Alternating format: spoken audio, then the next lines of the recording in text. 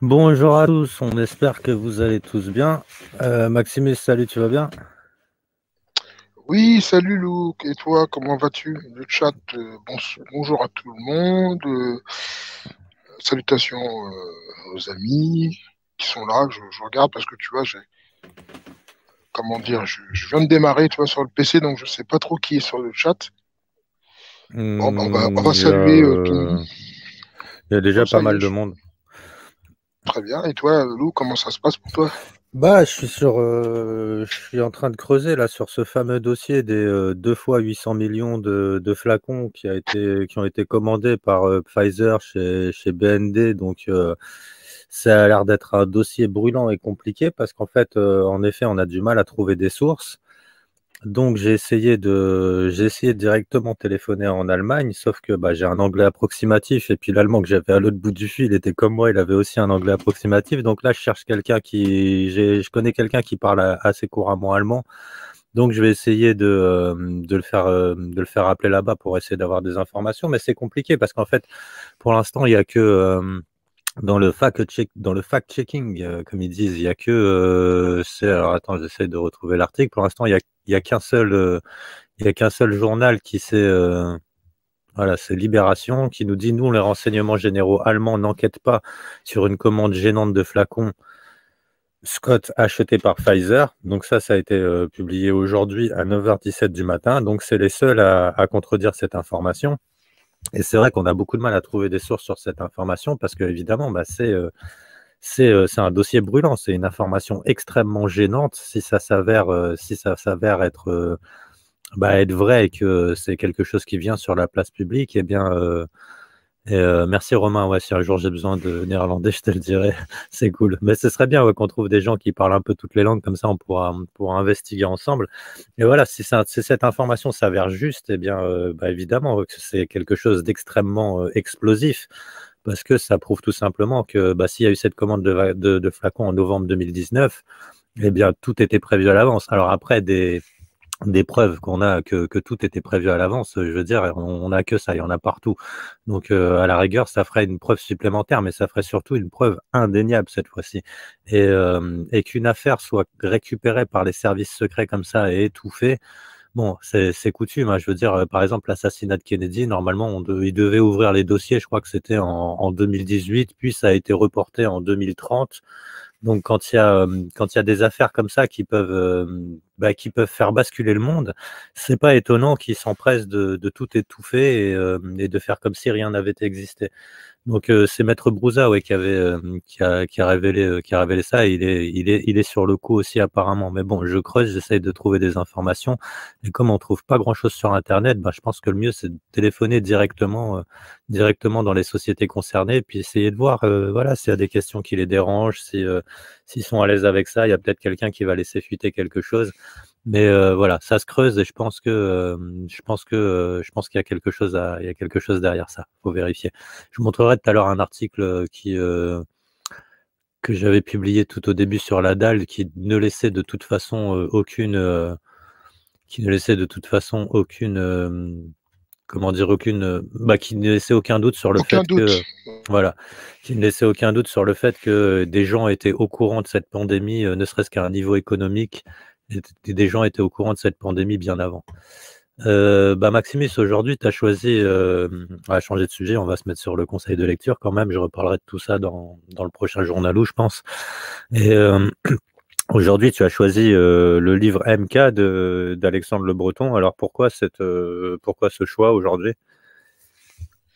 Ah, dans un premier temps, je vais resaluer le chat quand même. J'ai vu qu'il y avait Fleur du désert, Jacqueline Croco, salutations, Kanji, salutations, évidemment, Gabi Prunel, salutations. Je salue aussi ma petite mandarine.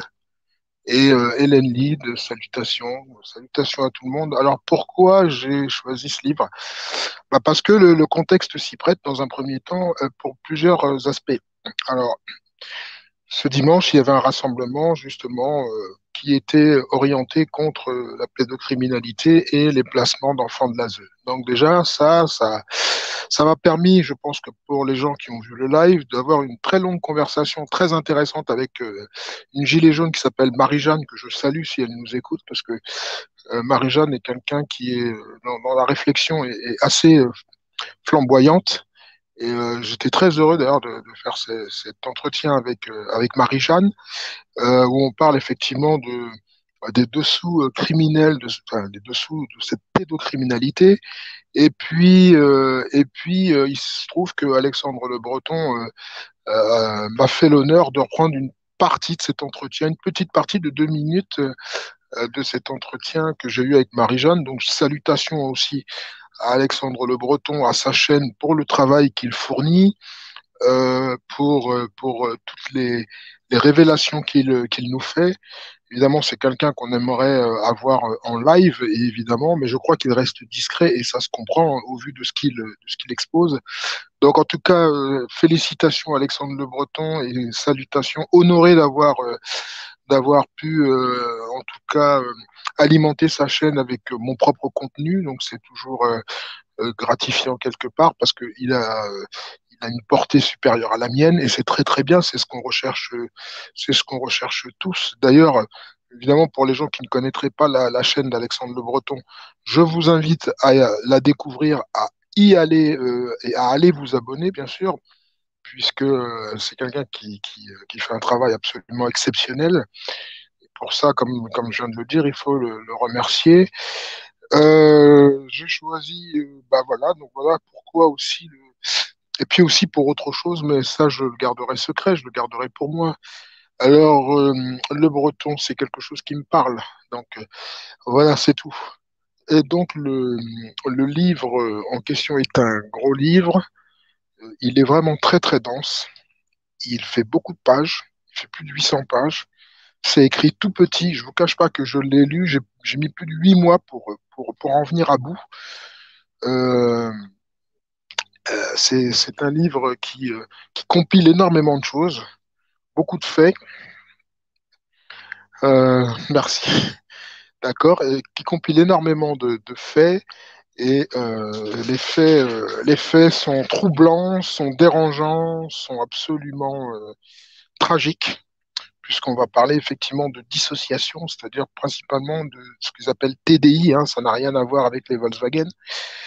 C'est le trouble dissociatif De l'identité. De de l'identité. l'identité, voilà exactement, ou de la personnalité ou de l'identité, où on peut avoir plusieurs personnalités qui sont liées justement à des traumatismes générés par des viols, de la violence, de la torture, enfin des choses absolument abjectes qu'on ne devrait même pas faire sur un enfant.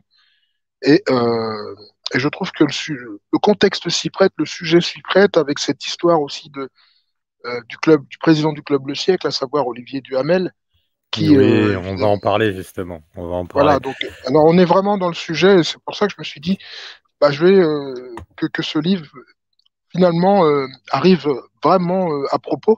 D'ailleurs, il y a une suite, hein, d'ailleurs, à MK, que j'ai commencé à lire d'ailleurs. Je vous en parlerai quand je l'aurai lu. C'est Franc-maçonnerie et schizophrénie, où on poursuit toujours le travail d'Alexandre Le Breton, puisque moi, j'ai découvert d'abord son livre après sa chaîne.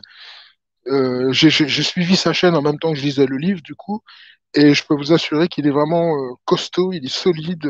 Si vous voulez faire des cauchemars, il est absolument formidable. Donc, comme le dit Alexandre Le Breton, priez quand même avant de lire ce livre parce que vous allez vraiment rentrer dans les ténèbres en lisant ce livre. Voilà. Je te redonne la parole. Ouais, bah, tu nous parlais de l'affaire Olivier Duhamel, donc qui n'a rien à voir avec Alain Duhamel, hein. En faisant quelques recherches, on peut trouver qu'ils n'ont pas de lien de parenté.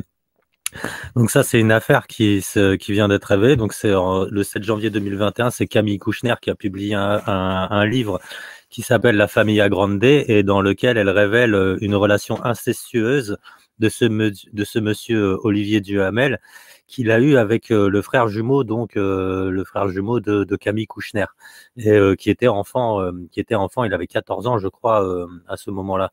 Et bah, face à cette accusation, Olivier Duhamel a démissionné de toutes ses fonctions, qui était juriste. Et il y a une enquête qui a été ouverte par le parquet de Paris. Et en fait, Bernard Kouchner, faut pas oublier qu'il avait signé une pétition il y a quelques années. Alors attends, je vais essayer de la retrouver, ce sera plus simple. Il avait signé une pétition. Bah, alors, attends, pendant que je fais la recherche, surtout, je vais vous montrer une petite déclaration de monsieur Finkielkraut. Ouais, il y a ça dans son nom. On pourra retirer Finkel d'ailleurs. Je vais vous montrer une déclaration d'Alain Finkielkraut par rapport à cette affaire. Et on voit que c'est un truc qui est quelque part, quand on verra le nom de la pétition et tout, c'est quelque chose qui est quand même très communautaire, hein. C'est une affaire de lumière, on va dire, et Alain Finkielkraut, voilà, vient à la défense d'Olivier Duhamel, mais voilà, de la pire des manières qui soit. On se rappelle aussi les déclarations de Thierry Lévy, qui nous avait dit, ça y est, dès qu'on a le moindre petite déviance, oui, le mec parlait de pédophilie quand même, et il disait, ça y est, dès qu'on a la moindre petite Non, il déviance, avait dit qu'il fallait pas en fait maintenir la chape de plomb sur les boucles blondes. Ça, on se rappelle très bien de ce langage en disant mais quoi, vous allez condamner tout le monde et on se rappelle bien. Donc on voit bien que en fait c'est véritablement le terreau sur lequel prospère cette élite. Peut-être que je te laisse diffuser la vidéo, Lou. Ouais, ça dure pas longtemps, ça Vas-y. dure Ah bah je te laisse, vas-y. 1 minute On 06. parlera après. Je sais pas si tu l'as entendu cette déclaration d'Alain Finkielkraut. Non, en fait, elle avait démarré quand j'ai affiché la page. Ah Et, non, j'ai pas entendu la déclaration de Felkenkraut, mais ça doit être et très bah, tiens, intéressant. tu vas la découvrir, et c'est du même ordre que Mister Thierry Lévy, quoi. C'est genre oui, oui, ça y est, tiens, je te laisse écouter, tu vas voir. Tu vas voir, c'est rigolo. Allez, à tout de suite. Enfin, Bah c'est vas-y, rigolo sans envoie. être rigolo. À tout de suite. Ça dure 1 minute, il n'y en a pas pour longtemps. Et c'est très récent. Non, c'est surtout que dans notre société victimaire, une victime qui déroge à sa fonction christique est mal vue. On considère même que c'est une trahison.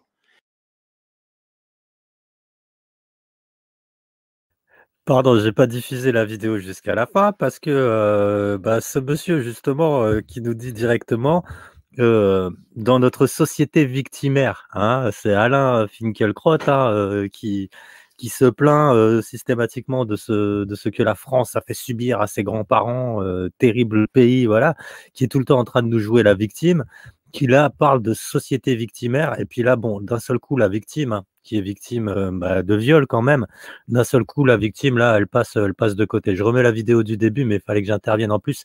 Il y a eu, je sais pas, à un moment, il emploie le terme christique. Alain. Et je pense que ce n'est... Je la remets du début. C'est parti. Non, c'est surtout... Alors, attendez. Que dans notre société victimaire, une victime qui déroge à sa fonction christique est mal vue. On considère même que c'est une trahison. Et je pense que ce n'est pas comme ça qu'il faut raisonner. Mais on doit... Et justement, ce que fait la justice aussi, c'est qu'elle recherche le cas dans sa singularité. Et là, on ne peut pas, d'abord, on n'a pas les éléments, et quand on essaye de le faire, c'est-à-dire on dit, mais y a-t-il eu consentement? À quel âge ça a commencé? Y a-t-il eu consentement? Y a-t-il eu ou non une forme de réciprocité? On vous tombe immédiatement dessus. Parce qu'on parle d'un enfant de 14 ans. Et alors, d'abord, on parle d'un adolescent. On parle d'un adolescent. C'est pas la même chose. Déjà, c'est pas la même chose. Et en plus, même pour spécifier le crime, il faut savoir s'il y a eu consentement ou non. Mais ça, c'est-à-dire qu'à chaque fois que vous voulez faire une distinction, ça paraît comme une absolution. À chaque fois que vous recherchez la spécificité, on vous accuse à peu près de complicité de crime.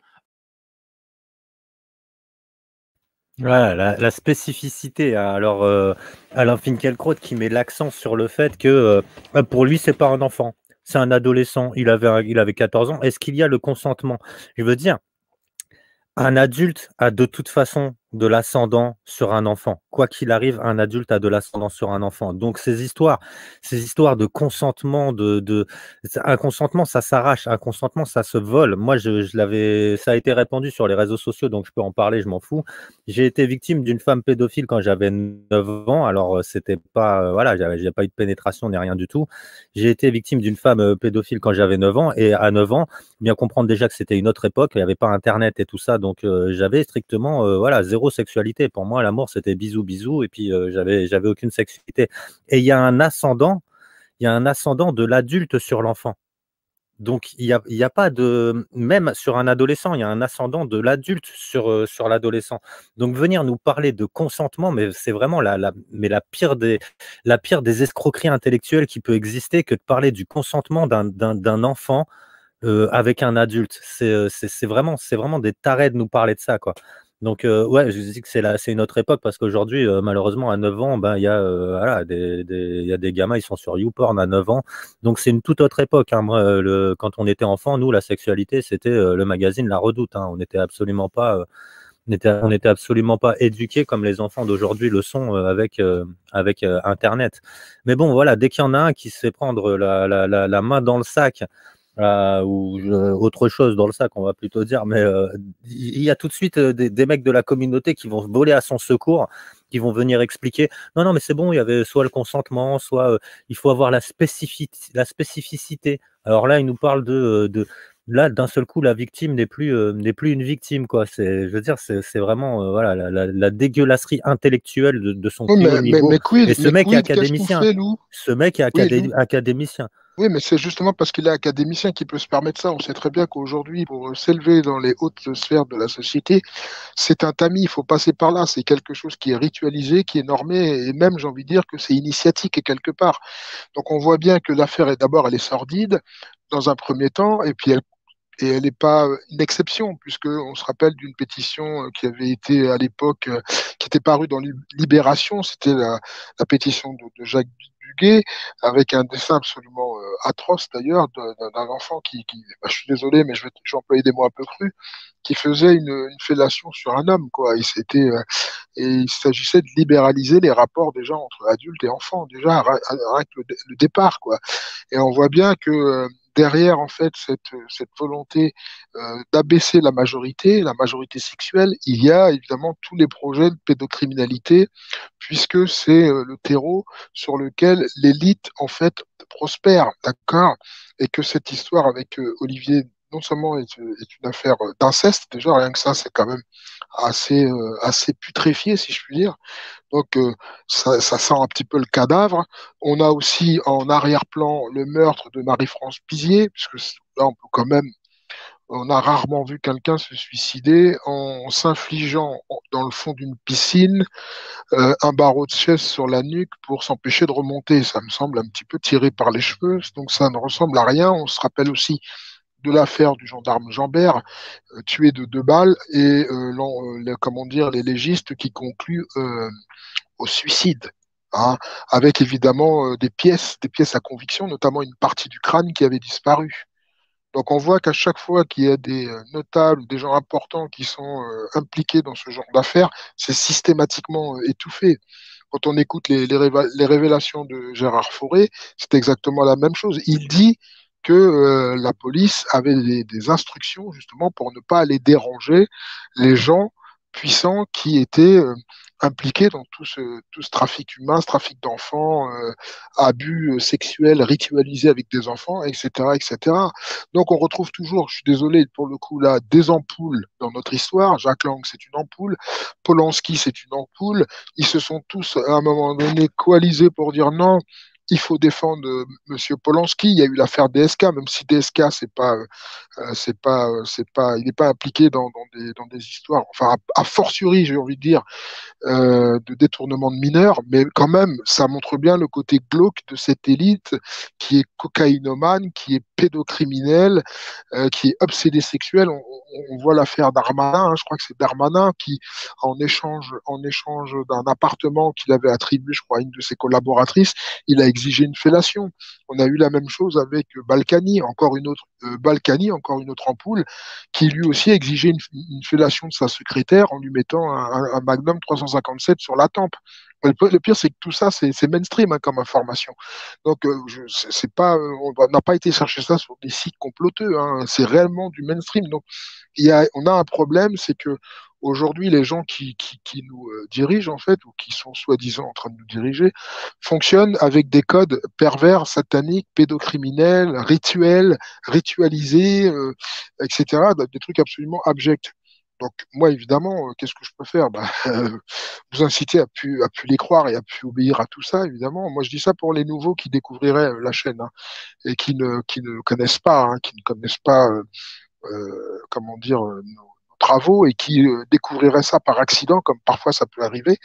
Eh bien, on voit bien que derrière cette pédocriminalité, il y a aussi une volonté de personnaliser les individus. C'est comme avec le port du masque, n'est-ce pas, où ça dépersonnalise et on brouille un peu les cartes de la psyché et du rapport à l'autre et du rapport même à son propre corps. Parce que quand vous portez un masque, vous voyez dans un miroir avec un masque, vous n'êtes plus vous-même, vous êtes une autre personnalité. Donc vous êtes déjà quelque part dissocié. Et c'est pour ça que le livre d'Alexandre Le Breton, je pense, tombe à pic pour ceux qui ne connaissent pas sa chaîne. Encore une fois, je vous invite à aller vous abonner, à la faire connaître aussi autour de vous. Et puis, si vous pouvez, si vous avez le courage et la patience, eh bien, ou si vous connaissez des gens qui aiment lire et qui ont ce courage et cette patience pour lire effectivement un pavé de plus de 800 pages, hein, ça c'est clair et net, c'est une brique, hein, le livre, hein, je ne vous le cache pas, eh bien, offrez-le lui, faites plaisir aussi autour de vous. L'information, elle doit circuler d'une manière ou d'une autre, que ce soit par vous ou vous, parce que si vous n'êtes pas lecteur, vous pouvez toujours acquérir l'ouvrage et l'offrir. Il y a toujours un anniversaire, il y a toujours un petit cadeau qu'on peut faire à quelqu'un. Et donc, non, le pèlerin gris, je te réponds, je ne suis pas sur Twitter. Je considère déjà que YouTube est très chronophage. Donc, personnellement, non, je ne vais pas sur les autres réseaux sociaux parce que avec le loup, j'ai déjà assez à faire et plus ma propre chaîne. Et on ne peut pas se démultiplier à l'infini ni se dissocier pour le coup à l'infini. Donc, je préfère ne pas être sur Twitter ou sur tous les autres réseaux sociaux. Ça ira très bien avec YouTube. Et puis, le jour où YouTube disparaîtra, on ira ailleurs. Mais pour le moment, ça se passe comme ça. Donc, je vois, Lou, que tu as retrouvé effectivement la une Ouais, de Libération qui est absolument abjecte en fait, hein, parce que dégueulasse, mais c'était vraiment une autre époque, quoi. Et à cette époque-là, en fait, c'était après mai 68, j'ai envie de donc te dire, une non, c'est dizaine pas une autre d'années, époque. Non, une non, c'est dizaine pas une d'années autre après époque, mai. Ouais, mais je veux dire, c'est pire maintenant. il s'était tellement libéré qu'à ce moment-là, carrément, je vais vous montrer, directement le texte, ça va aller plus vite. Hop, comme ça, vous allez voir les noms, hein. On est toujours sur quelque chose, malheureusement, je dis bien, de très communautaire, hein. Alors, contre la famille et pour l'homosexualité, un militantisme pro-pédophile. Jean-Paul Sartre, Roland Barthès, Simone de Beauvoir, Gilles et Famille Deleuze, Francis Ponge, Philippe Soler, Jacques Lang, Bernard Kouchner, Louis Aragon, André Glucksmann, François Châtelet et bien d'autres encore, de Félix Guattari à Patrice Chéreau et Daniel Guérin, tous font partie des 69 intellectuels français qui, aux côtés de l'écrivain Gabriel Maznev et du romancier journaliste à Libération et membre fondateur du Front homosexuel d'action révolutionnaire Guy Hockenheim, ont signé une tribune publiée le 26 janvier 1977, d'abord dans Le Monde, puis dans Libération, pour défendre 3 hommes incarcérés depuis plus de 3 ans pour avoir abusé sexuellement des mineurs de moins de 15 ans. Et là, ça continue avec Finkielkraut qui va défendre Olivier Duhamel qui a abusé d'un mineur de moins de 15 ans. Donc ça continue, ça n'a pas changé, quoi. On est toujours en 1977 et leur tentative de banalisation de la pédophilie. Oui, d'ailleurs, je vois quelqu'un qui fait une remarque absolument fondamentale dans le chat, Kat Pratt, oui, La vilaine Lulu, effectivement, une BD absolument atroce, évidemment, d'Yves Saint-Laurent, d'ailleurs, qui raconte l'histoire d'une petite fille qui s'appellerait en fait Lucie, en fait, mais on a compris que c'était Lucifer, et que cette petite fille, en fait, elle s'amuse en fait à des pratiques rituelles, rituels avec massacre d'enfants, etc. Donc c'est une BD qui était vendue à l'époque à la Fnac d'ailleurs et dans lequel il est spécifié en postface que les événements sont autobiographiques. Et donc ça raconterait des choses qui se passent dans le milieu de la mode, on peut le supposer, puisque Yves Saint Laurent, c'est plutôt le milieu de la mode et du spectacle, et enfin de l'événementiel. Et puis, rappelons aussi que Fabrice Thomas avait fait certaines révélations concernant la relation justement d'Yves Saint Laurent et de Pierre Berger, et que Yves Saint Laurent avait tenté d'assassiner Pierre Berger parce que ce dernier avait tenté de lui faire consommer ses excréments. Donc imaginez un peu le degré de perversion et de dégradation abjecte de ces individus, et ce sont des références pour notre monde où il est absolument interdit de critiquer ces personnes, quoi. Donc voilà les gens qui sont les références et les consciences, les guides, les phares pour la plèbe que nous sommes. Voilà, donc effectivement, je vois que t'as retrouvé la bande dessinée absolument horrible de la vilaine Lulu. Et le pire, c'est que tu sais que ça se vend très très cher, hein, cette pourriture-là. Je crois que pour avoir un exemplaire, c'est minimum 500 euros, hein. Ça se vend très très cher, hein. Enfin bon. Ouais, on peut retrouver toutes les images facilement sur Internet, mais en effet, la BD en elle-même se vend très cher parce que c'est devenu un collector le truc, quoi. On voit Oui, carrément et le puis, sacrifice rituel et- et- d'enfants, des têtes d'enfants au sol, hein, ça rappelle un petit coupé, peu coupé. justement des têtes d'enfants coupées au sol, ça rappelle justement les déclarations qu'on avait eues dans le documentaire d'Élise Lucet, les réseaux de l'horreur, où il y avait des gamines qui témoignaient, qui expliquaient qu'elles avaient assisté et participé à des sacrifices d'autres enfants, tu vois. Donc il y a quand même beaucoup d'éléments, hein, qui vont dans ce Et sens. d'ailleurs, on note bien qu'il y a des enfants qui sont en train de cuire dans un chaudron, donc il y a de la sorcellerie. Et puis les personnes qui sont autour sont d'un âge certain, puisqu'on voit des barbes, etc. Donc on a affaire à des notables, hein, et comme le disait quelqu'un dans le chat, d'ailleurs, il disait que, et c'était intéressant, il disait effectivement que le prix élevé fait que c'est pas tout le monde qui peut se l'acheter, c'est réservé à une élite. Il y a que, comment dire, des gens qui gagnent vraiment beaucoup d'argent, qui vont aller acheter une bande dessinée comme ça à 500 euros, voire plus, hein. Je suis sûr que ça se marchande avec un prix bien plus élevé que seulement 500 euros. Enfin, à l'époque, c'était 500 euros. Je crois qu'il y a 10 ans maintenant, Ah ça bah a dû attends, augmenter encore. j'ai fait une recherche. La Vilaine Lulu, 19,90 € à la Fnac. Donc apparemment, c'est encore en vente et je crois qu'ils ont réédité le truc. Donc après, bon, évidemment, c'est une réédition, donc je sais pas s'il y a toujours à l'intérieur. Je pense que si, hein. Mais attendez, je vais vous mettre à l'écran comme ça, ce sera plus simple. La Vilaine Lulu, on le trouve apparemment à la Fnac. Donc moi, je me rappelle qu'il y a des bouquins que j'ai voulu commander à la Fnac et ils étaient pas faits par la Fnac, comme certains livres d'Alain Soral, des trucs comme ça, ou d'autres ouvrages un petit peu dérangeants pour le système. Et par contre, celui-là, La Vilaine Lulu, pas de souci. Donc on le trouve dessiné par, euh, par Yves Saint Laurent en 2002, l'auteur. Attends, je vais aller voir directement. Alors ça, j'ai cliqué sur comparer les prix. Ah, ils ont dû le rééditer d'ailleurs peut-être récemment parce que je te dis à l'époque, moi j'avais vu des prix qui étaient bien au-delà de celui-là, hein. Je te dis, moi je Oh, l'avais il vu est coup de cœur. Il est coup de cœur, le bouquin. Coup de cœur de la Fnac. Bah, formidable, bravo la Fnac. mais il faudrait vérifier justement, moi je pense qu'il faudrait vérifier. Honnêtement, ça me donne envie d'appeler la FNAC et pour leur demander si effectivement il est toujours disponible ce livre. Parce que est-ce que ça a été réactualisé? Parce que ils te disent qu'il est disponible, et peut-être que quand tu voudras le commander, ils nous diront qu'il est épuisé. Peut-être. Faut Alors, vérifier ça. stock en magasin, expédié sous 4 à 8 jours. Stock en magasin, retrait gratuit.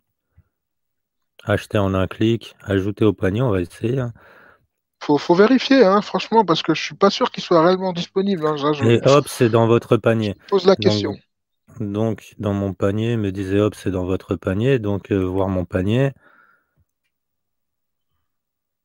Je pense que si, il est disponible, hein, tu vois. Ou Ah, peut-être. Bon, c'est expédié, possible. expédié sous 4 à 8 jours, 19,90 €, 19,91 Bon, €. bah, t'as plus qu'à le commander alors, Lou. Hein. Oh là là, je commande pas cette saloperie. Oh, je fais pas d'achat internet à la base déjà. Déjà, oui. Si j'ai des bouquins à commander, je vais les commander en librairie, dans des petites librairies françaises. Voilà, je commande pas. J'essaye C'est vrai, d'éviter au c'est vrai. maximum de passer par Amazon ou par la Fnac. Mais des fois, t'as pas le choix après. Hein, t'es obligé Bah, parce que c'est quand même, je trouve que c'est quand même une honte d'ailleurs que ça soit encore proposé à la vente. Moi, je trouve. Et coup de cœur de la Fnac en plus. Hein. C'est coup de cœur. Mais on sait ce que c'est que la Fnac. Hein, c'est le groupe Pinot, donc c'est les oligarques. Et puis c'est un ramassis de gauchistes là-dedans. Enfin, je parle pas des employés parce que les employés, il y a de tout, mais je parle Oh, des les dirigeants, commentaires. quoi. Commentaires, deux avis seulement. Un livre plein d'humour. On n'a pas envie de fermer le livre. Bah, juste avec l'image que je vous ai montrée tout à l'heure, moi je dirais plutôt on n'a pas envie de l'ouvrir le livre. Bah, Il c'est y clair. a vraiment des gens tordus, hein, je te jure. De toute façon, la relation de Yves Saint-Laurent et de Pierre Berger était tordue. Alors, on va peut-être parler du MK Ultra, justement, du mind control, des abus rituels et du contrôle mental. Je pense que Ouais. on va commencer à développer et dérouler un petit peu l'explication de ce que c'est. Bah, qu'est-ce que c'est que ce MK Ultra, ce mind control, ce contrôle mental? À la base, c'est une programmation de type. Il y a plusieurs niveaux. Hein. Il y a le type monarque et ça sert en fait à contrôler les individus pour des fins cachées, voilà. Et à la base, dans le MK Ultra, il y a plusieurs niveaux, il y a plusieurs sous-ensembles. Je crois qu'il y a le bêta, il y a le bêta, il y a le kitten. Le kitten, c'est la programmation du félin, du chat. C'est-à-dire que là, on va créer des prostituées, des esclaves sexuels qui auront pour rôle et pour mission, par exemple, de recueillir de l'information, d'enregistrer tout un tas de trucs qui vont servir en fait de disque dur. Et enfin, une fois qu'on aura on voudra récupérer ces informations, il suffira par un stimuli, en général ça peut être un mot, ça peut être un son, ça peut être autre chose, de claquer pour que la personne sorte de l'hypnose, pour la rétablir en fait dans sa pensée normale, mais avant elle aura quand même restitué toute l'information qu'elle aura emmagasinée. Pourquoi? Parce que les traumatismes, en fait, subi par l'enfant fait que son cerveau va se fractionner et il va créer des alters, c'est-à-dire des personnalités multiples. Alors, il existe des réalités qui montrent que certaines personnes peuvent avoir une vingtaine d'alters sans problème. Ça a été fait d'ailleurs, ça a été montré au cinéma par Night Shyamalan, notamment à travers le film Split et puis Glass, pas Flash, Glass. Ça raconte évidemment l'histoire d'une personne qui a plus, je crois, de plus de 23 personnalités, qui s'appelle, le héros du film s'appelle Kevin Wendell. C'est interprété par James McAvoy. Si vous ne l'avez pas vu, vous pouvez aussi le voir. Et la personnalité la plus puissante, c'est la bête. On retrouve d'ailleurs la bête de chez Macron. Et cette bête, en fait, aime tuer, aime briser principalement les vertèbres, la nuque de ses victimes, quoi. Donc, en fait, c'est une Déjà, personne qui souffre. il choisit des jeunes filles qu'il considère comme pures parce qu'elles n'ont connu aucune souffrance. Et dans le film, pour lui, justement, c'est là où le lien avec le traumatisme, pour lui, la souffrance créait une évolution, tu vois. Et les gens qui n'ont C'est pas ça. souffert n'ont donc pas évolué. Alors effectivement, dans le contrôle, dans le mind control, dans le MK Ultra, effectivement, vous pouvez avoir une personnalité, mais absolument très très différente de ce que vous êtes intérieurement. C'est-à-dire, vous pouvez avoir une personnalité, par exemple, qui parle allemand, alors que vous n'avez jamais parlé l'allemand. Vous pouvez avoir une personnalité qui, par exemple, si vous appréciez, je fais un clin d'œil à une personne, les marrons glacés, eh bien, cette autre personnalité pourra tout à fait les détester, voyez? Ou l'inverse, si vous ne les aimez pas, l'autre personnalité pourra les aimer. Vous voyez, donc c'est ça, en fait, le dédoublement, ce qu'on appelle dédoublement de la personnalité, en fait, c'est un trouble dissociatif qui permet, en fin de compte, de s'évader, de s'échapper parce que à l'intérieur de nous-mêmes, c'est comme des fragments d'âme, en fait. on les divise, c'est-à-dire on casse la personnalité et on en fait autre chose. C'était le cas d'ailleurs de Marilyn Monroe, hein, madame, qui était la première esclave MK et qui a été évidemment violée, qui a été Voilà, c'est aussi, traumatisée. en effet, il Était y a aussi des esclaves sexuels. En fait, tout simplement, comment ça fonctionne? Ben, l'esprit à la base, normalement, n'est qu'un. Et ils créent des traumatismes et ils associent un stimuli à ce traumatisme. On peut même faire ça en fait chez des animaux. J'avais déjà pris cet exemple. Vous prenez un chien, par exemple, enfermé dans une pièce. À chaque fois que vous rentrez dans la pièce, vous déclenchez un son, une sonnerie, quelque chose, une clochette, par exemple. Et à ce moment-là, le mec qui rentre dans la pièce dérouille le chien. Alors, il met une raclée au chien systématiquement. Et avant, il y a le son de le son de cette clochette. Eh bien, à part la suite, il n'y a plus besoin de dérouiller le chien. Juste, on rentre dans la pièce, on remue la clochette et le chien va se prostrer dans un coin et se mettre à trembler. Et si on peut faire ça aussi avec une récompense, c'est-à-dire récompenser le chien avec un autre son, et ensuite le chien est programmé sur ces sons-là. Ben, avec l'esprit humain, ça marche de la même manière. En fait, ils peuvent sectionner, fractionner l'esprit humain pour ensuite le reprogrammer et le reprogrammer toujours avec ce stimuli. Ça peut être n'importe quoi, ça peut être une image dans un film, ça peut être une mélodie, ça peut être un son, une phrase particulière prononcée sous une certaine intonation. Et ça va ramener systématiquement à la seconde personnalité qui a été programmée. Et ils ont réussi à programmer donc comme ça des esclaves sexuels, des assassins programmés pour accomplir une mission. Donc en fait, il y a toute une partie d'hypnose. Une fois que le vide a été créé chez une personne, il y a toute une partie d'hypnose pour programmer pour remplir ce nouveau vide, lui donner une mission, quelque chose à accomplir. Et le plus souvent, derrière ça, une fois que la personne est revenue à sa personnalité de base, elle ne se souvient plus de ce qu'elle a fait. Et ça, c'est des expériences qui ont été menées au début pour ce qui est du fractionnement par le traumatisme. Ça a été mené par l'Institut Tavistock et ensuite, c'est les Allemands qui ont beaucoup travaillé là-dessus. Et enfin, en dernier lieu, c'est les Américains qui ont récupéré les scientifiques allemands qui travaillaient là-dessus et qui ont développé la méthode de programmation Monarch, donc qu'on appelle, et qui l'ont développé vraiment très précisément. C'est devenu une science exacte. Il faut savoir après que si tout le monde est dissociable, si tout le monde peut subir un traumatisme et créer un échappatoire, donc en fait c'est ça, au bout d'un moment le corps ne supporte plus le traumatisme. Je vais vous lire une liste un petit peu des tortures qui peuvent être faites pour créer ce traumatisme. Donc il y a abus sexuel et torture, bien sûr. Il y a emprisonnement dans des boîtes, cage, cercueil, enterré vivant, souvent avec une ouverture ou un tuyau pour l'oxygène. Donc, je ne sais pas si vous imaginez un petit peu le traumatisme que ça peut être que de se réveiller dans un cercueil avec juste un tuyau pour respirer et puis de comprendre qu'il y a 5 mètres de terre au-dessus et que, voilà, on ne peut pas sortir du cercueil. Il y a contention avec des cordes, des chaînes, des menottes, la quasi-noyade. Ça, on a vu les Américains qui avaient utilisé le waterboarding justement pour torturer des soldats. Il y a extrême chaleur ou froid, incluant une immersion dans l'eau glacée et des produits chimiques brûlants, scalp de la peau. Les seules couches superficielles de la peau sont enlevées aux victimes et on les laisse survivre. Faire tourner des gens comme des toupies, ça aussi on a pu le voir, hein, ils mettent des gens sur des chaises et ils les font tourner. Lumière qui aveugle, évidemment, empêcher de dormir. Les chocs électriques, ingestion forcée de liquide et de manière corporelle offensante telles que du sang, de l'urine, des matières fécales, de la chair, etc. Des pendaisons dans des positions douloureuses, la tête en bas. La faim, la soif, la privation de sommeil, je l'ai déjà dit, la compression avec des poids, des instruments et la privation sensorielle. Aussi, dans la reprogrammation, on a des drogues pour créer des illusions, de la confusion, de l'amnésie, souvent données par injection sous-cutanée ou en intraveineuse. Il y a faire ingérer ou par voie intraveineuse des produits chimiques toxiques. C'est ça, les moyens sont différents de toutes les façons, tout ce qui est traumatique. Ce qui est intéressant, c'est aussi de voir aussi que le confinement rentre dans les méthodes de contrôle mental. Le confinement intérieur, d'ailleurs, le confinement intérieur comme le confinement que l'on veut nous imposer, c'est une manière de nous programmer et ça marche extrêmement bien.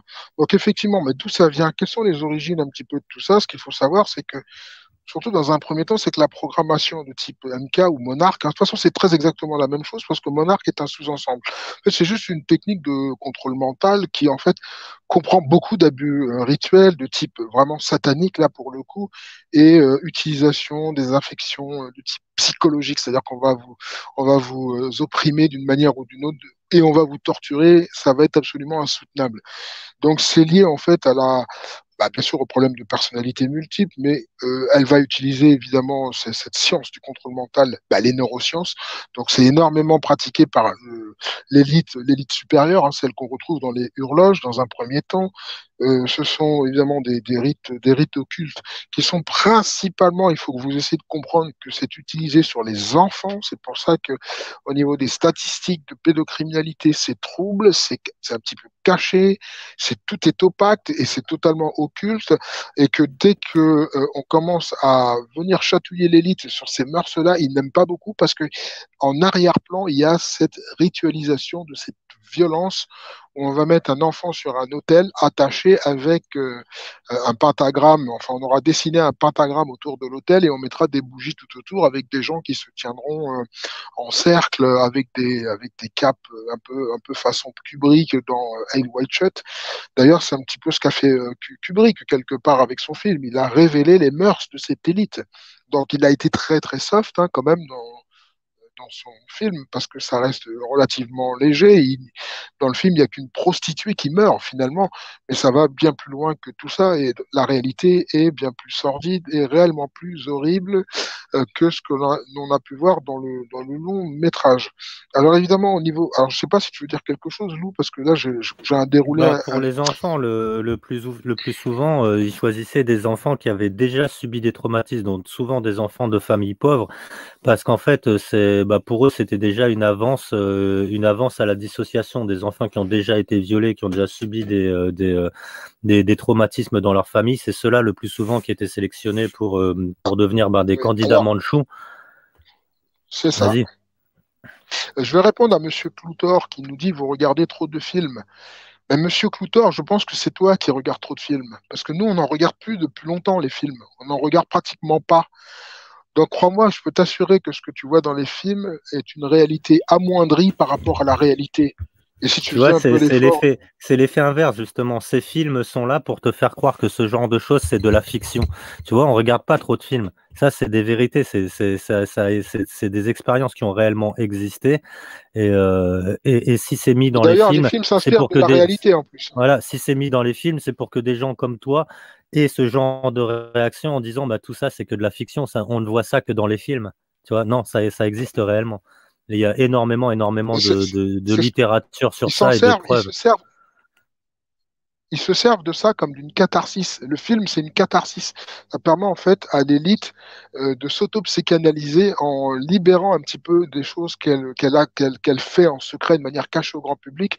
Donc, je rappelle qu'il y a cette phrase quand même du dîner d'André, je n'arrête pas de la citer celle-là parce qu'elle me reste gravée dans la tête, c'est l'élite mondialiste dit nous leur mentirons aux journaux télévisés et on leur dira la vérité dans nos films. Donc, gardez bien en mémoire cette phrase parce qu'elle reflète très exactement la réalité. Aujourd'hui, on nous dit 1984, le meilleur des mondes, roman dystopique d'anticipation. Faux, c'est ni plus ni moins que la révélation de l'agenda, c'est tout. Et à partir du moment où l'agenda est révélé, quelque part, vous avez donné votre consentement si vous n'avez pas réagi en disant je proteste contre tout ça.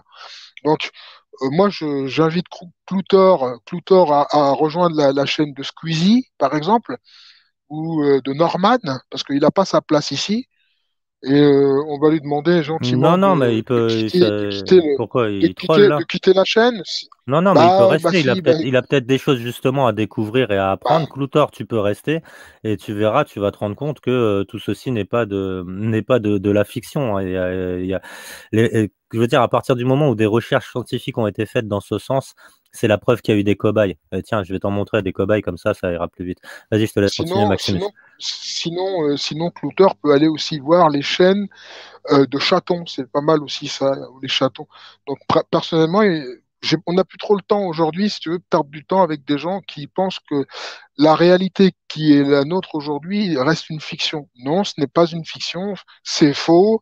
D'ailleurs, vous allez voir que les origines du MK Ultra trouvent leurs racines dans l'histoire, d'ailleurs, parce que tout au long, en fait, euh, justement de cette histoire, il y a eu plusieurs comptes rendus. Ça, on a décrit des rituels et des pratiques qui ressortissaient, enfin qui étaient effectuées sur l'esprit humain.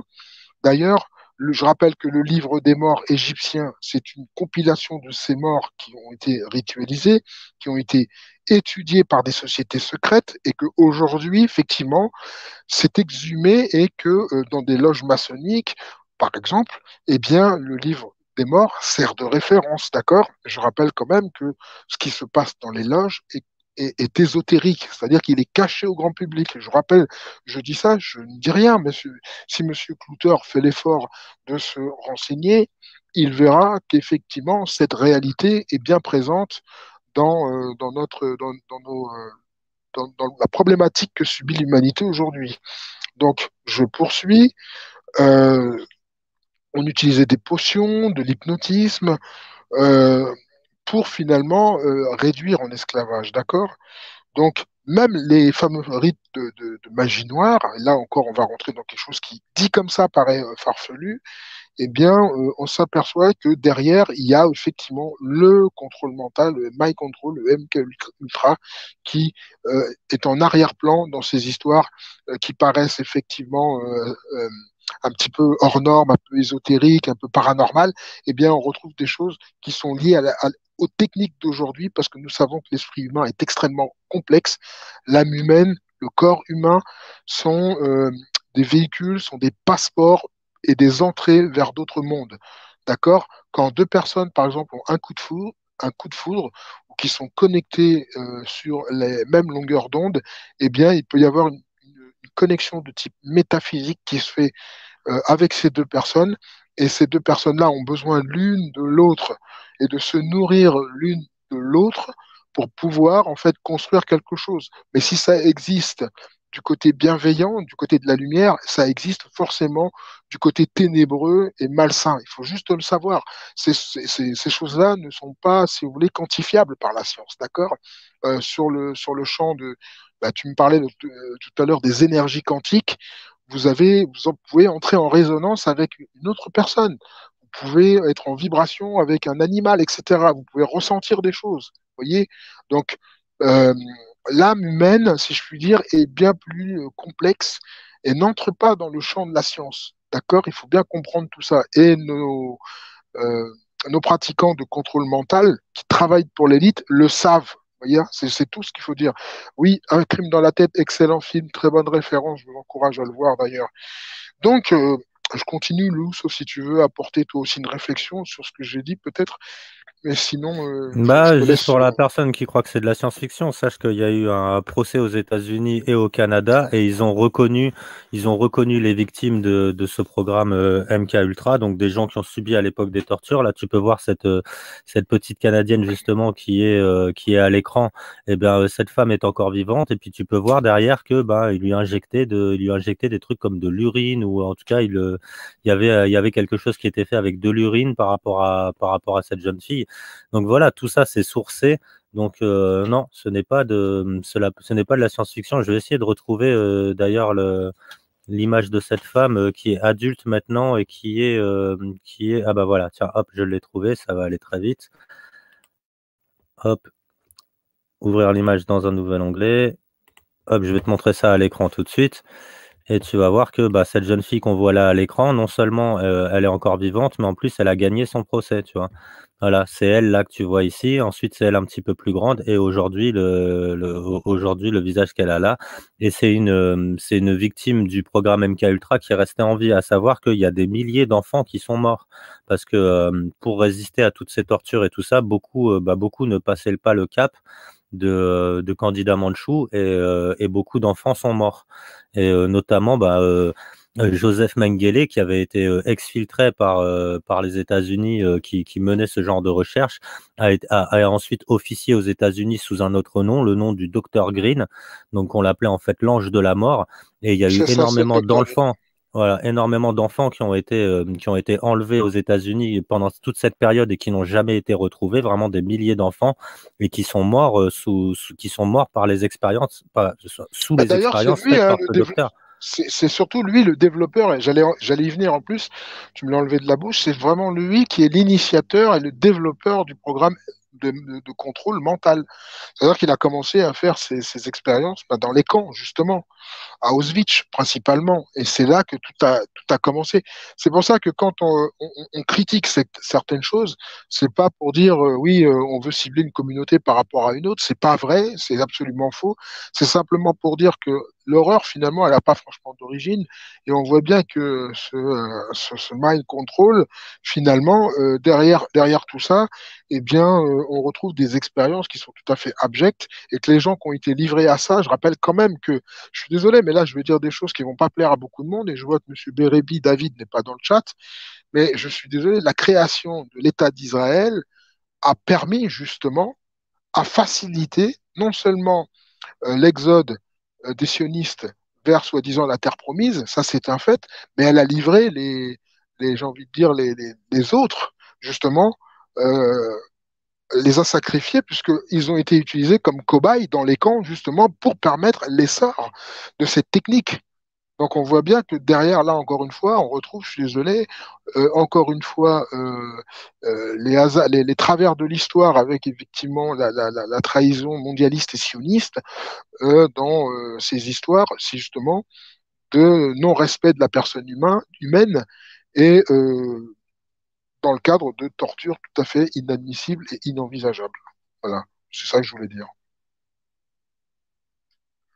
Bah, vas-y, je Donc, te laisse poursuivre eh ben, très bien. Donc, sur l'ouvrage. bon, bah, je vais continuer. Donc, je disais que Monsieur Mengele a été le développeur du projet MK Ultra, ce qui est tout à fait vrai, et je persiste et je signe, grâce évidemment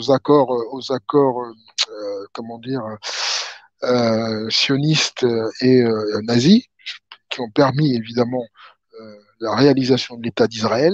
Donc, à un moment donné, il faut aussi savoir se regarder dans le miroir et dire qu'il y a une part de l'histoire d'Israël qui n'est pas très très propre. Il faut arrêter aussi de nous accuser de manière systématique, c'est un peu agaçant.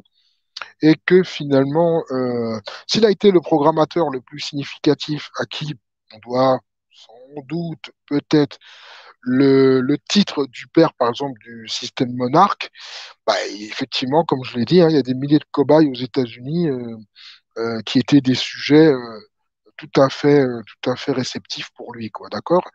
Donc, moi, je vais poursuivre. Tout ce que je vais pouvoir vous dire, c'est que dans le programme Monarch, eh bien évidemment, euh, on retrouve des chercheurs réputés qui se sont énormément documentés pour comprendre comment fonctionnent les traumatismes. Bah, là, ça nous ramène aux origines, hein, c'est la mise en place comment dire, de la clinique Tavistock, du Tavistock Institute et son institut, qui eux aussi ont contribué à l'avancée des travaux de contrôle mental pour comprendre comment réagissaient les foules. Et bien tout ça, c'est parfaitement lié, hein, il faut bien se le dire. Alors, ces chercheurs, évidemment, ont fait énormément de travaux pour comprendre comment programmer un esprit humain. On a donc parlé du confinement. Bah, les méthodes, c'est simple, hein, elles ont déjà été évoquées d'ailleurs, justement, c'est que non seulement les traumatismes peuvent se faire à base d'électrochocs, de torture, d'abus sexuels mentaux. Par exemple, vous prenez un enfant, si par exemple vous lui donnez un petit chat, l'enfant va s'attacher au chat. Si vous tuez le chat, vous traumatisez l'enfant. Vous voyez, eh ben, tout fonctionne comme ça. L'enfant déteste les araignées.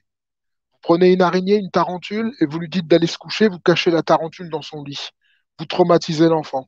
Eh bien, c'est ça les expériences. Voilà comment fonctionne effectivement le contrôle mental, c'est-à-dire que vous créez des peurs intérieures, et ces peurs intérieures vont créer encore une fois une sorte de fracture à l'intérieur de vous-même, notamment pour vous obliger à échapper à une réalité. On parle de scotomisation hein, en psychanalyse, c'est-à-dire que pas vouloir intégrer une réalité qui est difficile, eh bien, et la rejeter, ça veut dire Ça veut dire qu'on ne l'accepte pas parce qu'elle est trop dure. Eh bien, quand l'esprit humain est confronté à ça, il crée ce qu'on appelle une porte de sortie, d'autres diraient une backdoor, une porte de sortie, et il crée une autre personnalité dans laquelle il peut s'évader et peut être autre chose pour ne plus ressentir la douleur.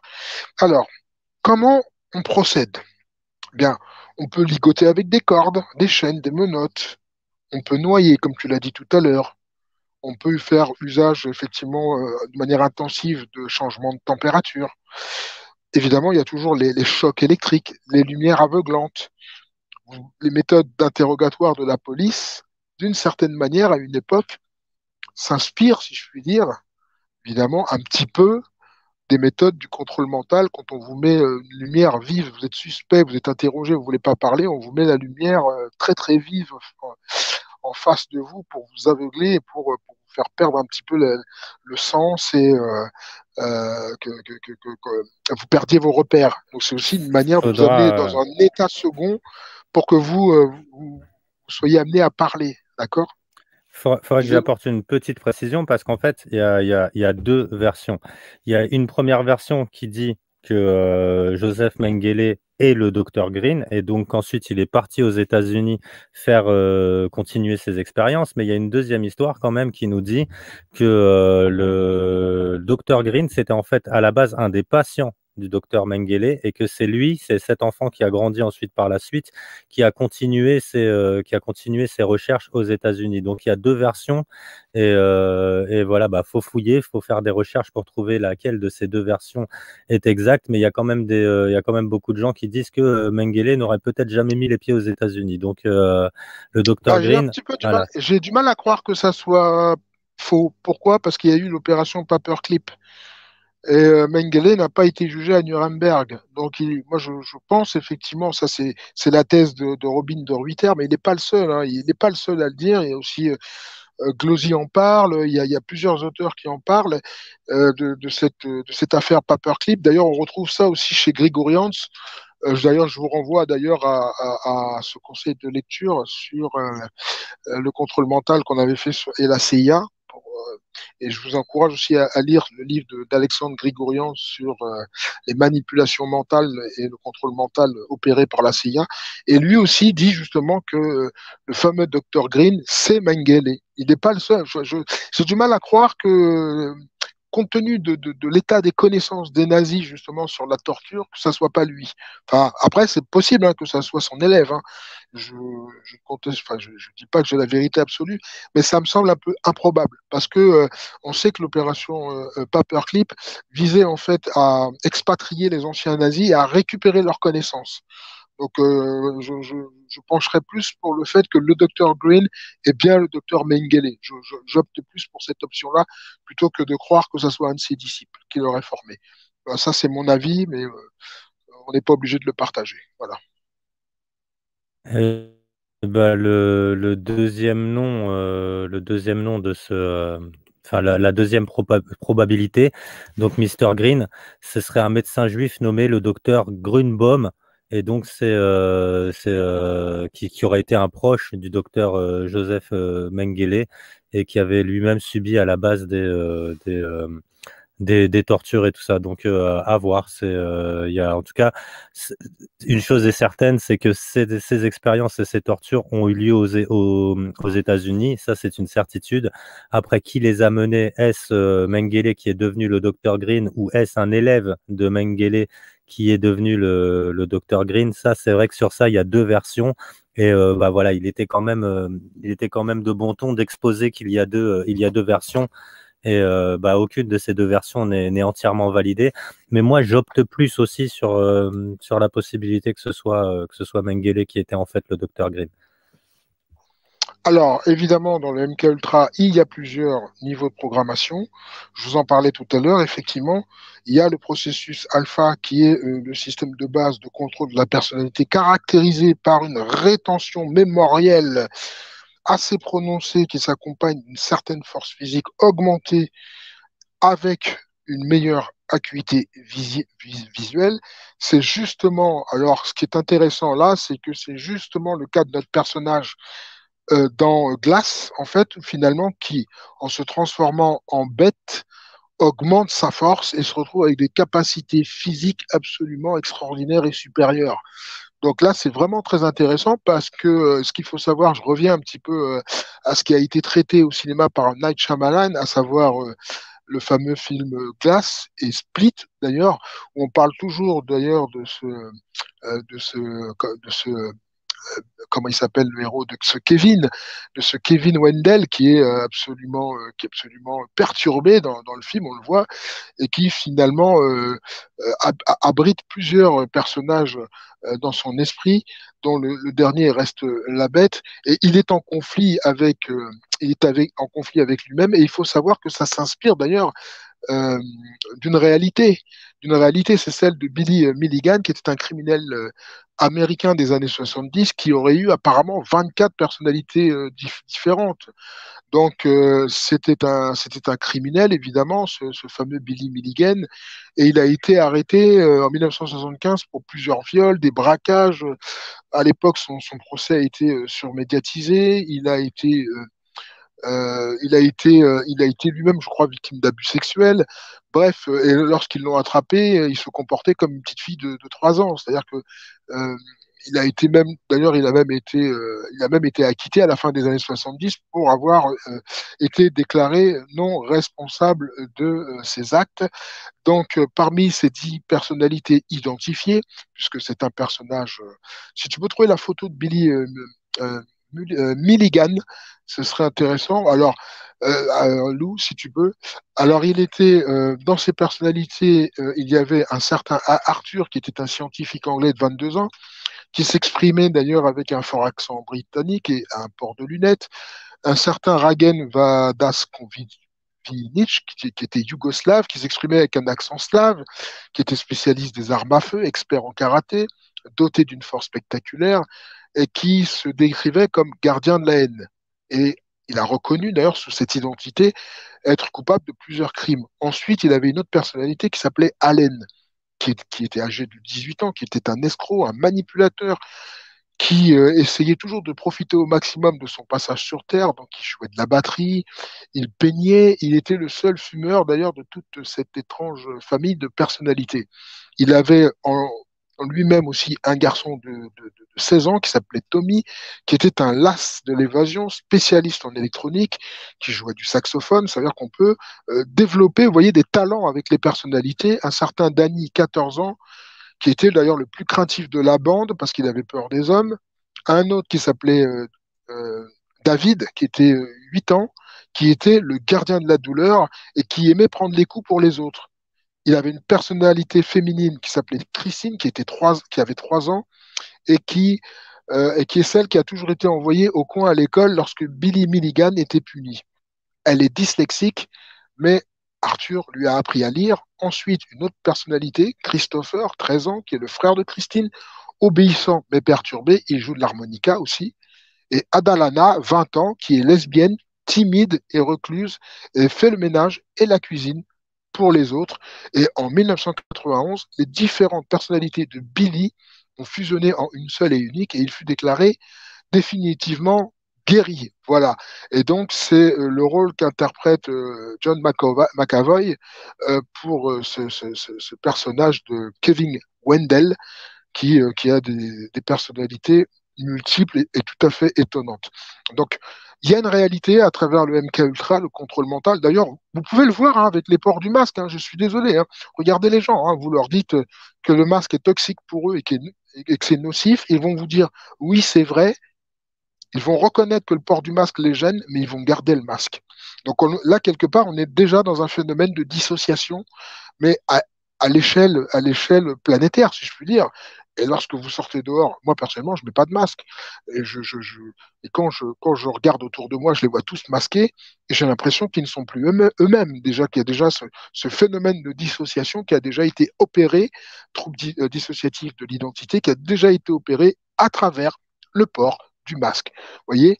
Donc, quelque part, euh, l'élite sait parfaitement ce qu'elle fait, elle n'est pas dupe, et quand elle nous impose de porter le masque, on sait que ce n'est pas sanitaire, ce n'est pas scientifique, ce n'est pas médical, mais qu'en réalité, c'est symbolique et c'est ritualisé pour permettre des ouvertures et des fragmentations de nous-mêmes, voire de notre âme, pour pouvoir y implanter des programmes comme la vaccination, comme la 5G, enfin tout ce que vous voyez qui est mis à l'œuvre, dont on ne veut pas, des confinements, des couvre-feux, etc.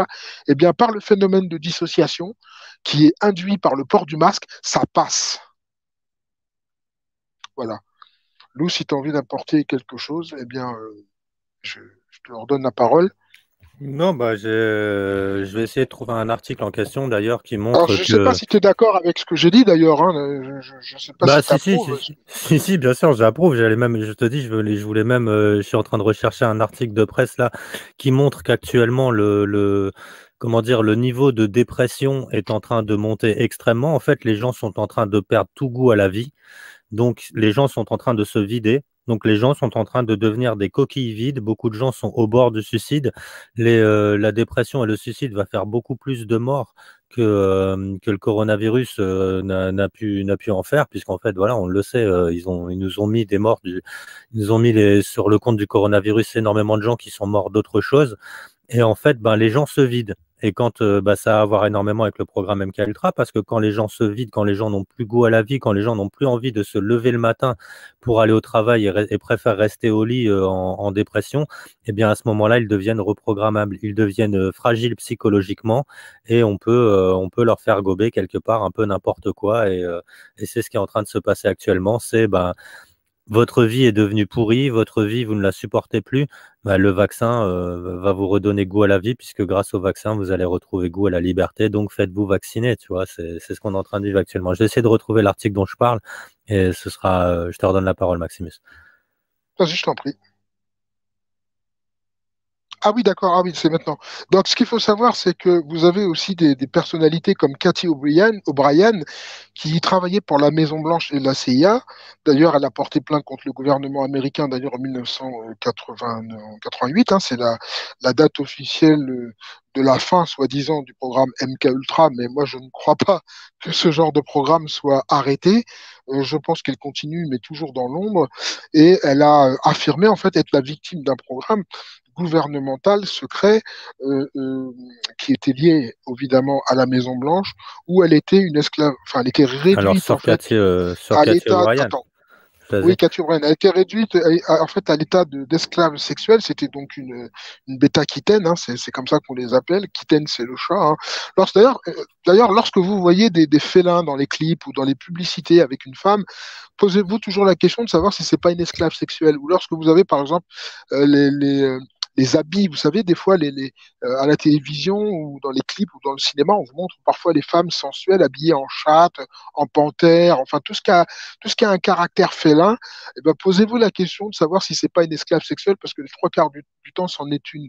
Et ça, c'est typiquement, si vous voulez, la marque de fabrique de l'élite pour dire que la femme en question, justement, participe à des orgies où elle est en fait ni plus ni moins euh, consommée, si je puis dire, par des hommes qui abusent d'elle alors qu'elle est dans un état second. Il faut se poser la question parce que, euh, comment dire, c'est vrai qu'Alexandre Le Breton en parle beaucoup dans son livre parce qu'il est très très dense. Moi, euh, je vous inciterai à le lire, ou au moins à lire quelques passages, mais il y a des choses qui ont été vues en vidéo qu'il a décrites. Donc c'est une compilation quand même de beaucoup de choses. Il insiste beaucoup sur le fameux TDI, hein, le trouble dissociatif de l'identité, qui justement a à voir un petit peu avec la psychologie, la psychiatrie, comment dire, les barrières qu'on peut briser justement pour comprendre comment fonctionne un cerveau. Et on retrouve tout ça finalement, c'est étroitement lié en fait à la programmation mentale, au MK Ultra, où finalement les codes sexuels, que ce soit les codes de l'industrie pornographique qu'on retrouve dans la pub, vous voyez, ou par exemple même de manière subliminale dans les émissions dites de divertissement, vous avez énormément de codes pornographiques, énormément, énormément, énormément.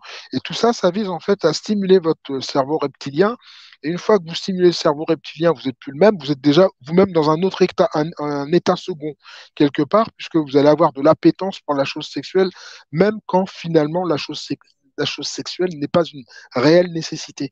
Donc, il faut bien voir qu'en fin de compte, s'il y a une hypersexualisation, on le voit avec les minimis aux États-Unis où des gamines de 6 ans, malheureusement, sont habillées plus ou moins en Lolita, avec du maquillage, du gloss autour des lèvres, etc. C'est un petit peu pour habituer ces enfants-là à être approchés par des adultes pervers qui vont tenter enfin finalement d'abuser de ces enfants. Et on normalise effectivement toutes ces choses, qui sont sales, qui sont repoussantes, qui sont abjectes, qui sont ignobles, parce que personnellement, je ne vois pas pourquoi une gamine de 5 ans aurait accès à une boîte de maquillage. Il faudra me l'expliquer quand même à un moment donné, et pourquoi elle se retrouve sur un podium à défiler comme une mannequin. Ça c'est quelque chose que j'intègre assez mal quand même, si c'est pas derrière pour satisfaire et assouvir les besoins d'une élite particulière. Hein. Je pense que là, il faut le dire. Alors, je reviens sur Cathy O'Brien et après, Voilà. je te laisse. Bah, Je te laisse c'est la juste, parole. vas-y, je t'en prie sur Cathy O'Brien. Après, justement, une précision et j'ai le témoignage justement de Cathy O'Brien qui annonce aussi que sa fille de 8 ans a été aussi, victime, qu'elle a été violée par George Bush Senior. Donc, je vais vous lire le témoignage après de Cathy O'Brien. Vas-y, je t'en prie, Maximus. Bah écoute, finalement, Cathy O'Brien, elle a été diagnostiquée surtout comme souffrant de TDI, hein, trouble dissociatif de l'identité.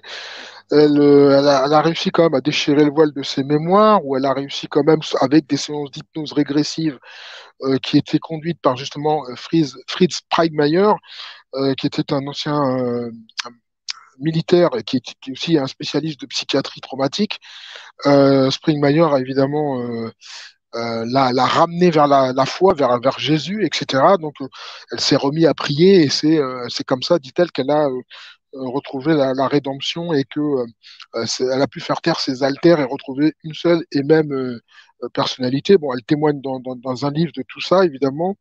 J'ai pas lu son livre, mais il doit être fort intéressant. Mais aujourd'hui, euh, il y a de plus en plus de preuves que les personnalités traumatisées souffrent de TDI. C'est de plus en plus acté, ça devient de plus en plus, ça rentre un petit peu, j'ai envie de dire, dans la reconnaissance médicale sur le plan psychiatrique. On l'a vu on a vu des témoignages de Mylène Farmer, entre autres, justement toujours sur la chaîne d'Alexandre de Breton. Merci Alexandre. Et puis de beaucoup de personnalités, Beyoncé, qui d'autres, il y en a eu, enfin pratiquement la plupart des stars sont plus ou moins sujettes à des troubles de mémoire où une partie de leur enfance leur est totalement il y a un blackout, quoi, il y a un trou noir, ils ne se rappellent pas de leur enfance à partir d'un certain âge. Il y a un blanc.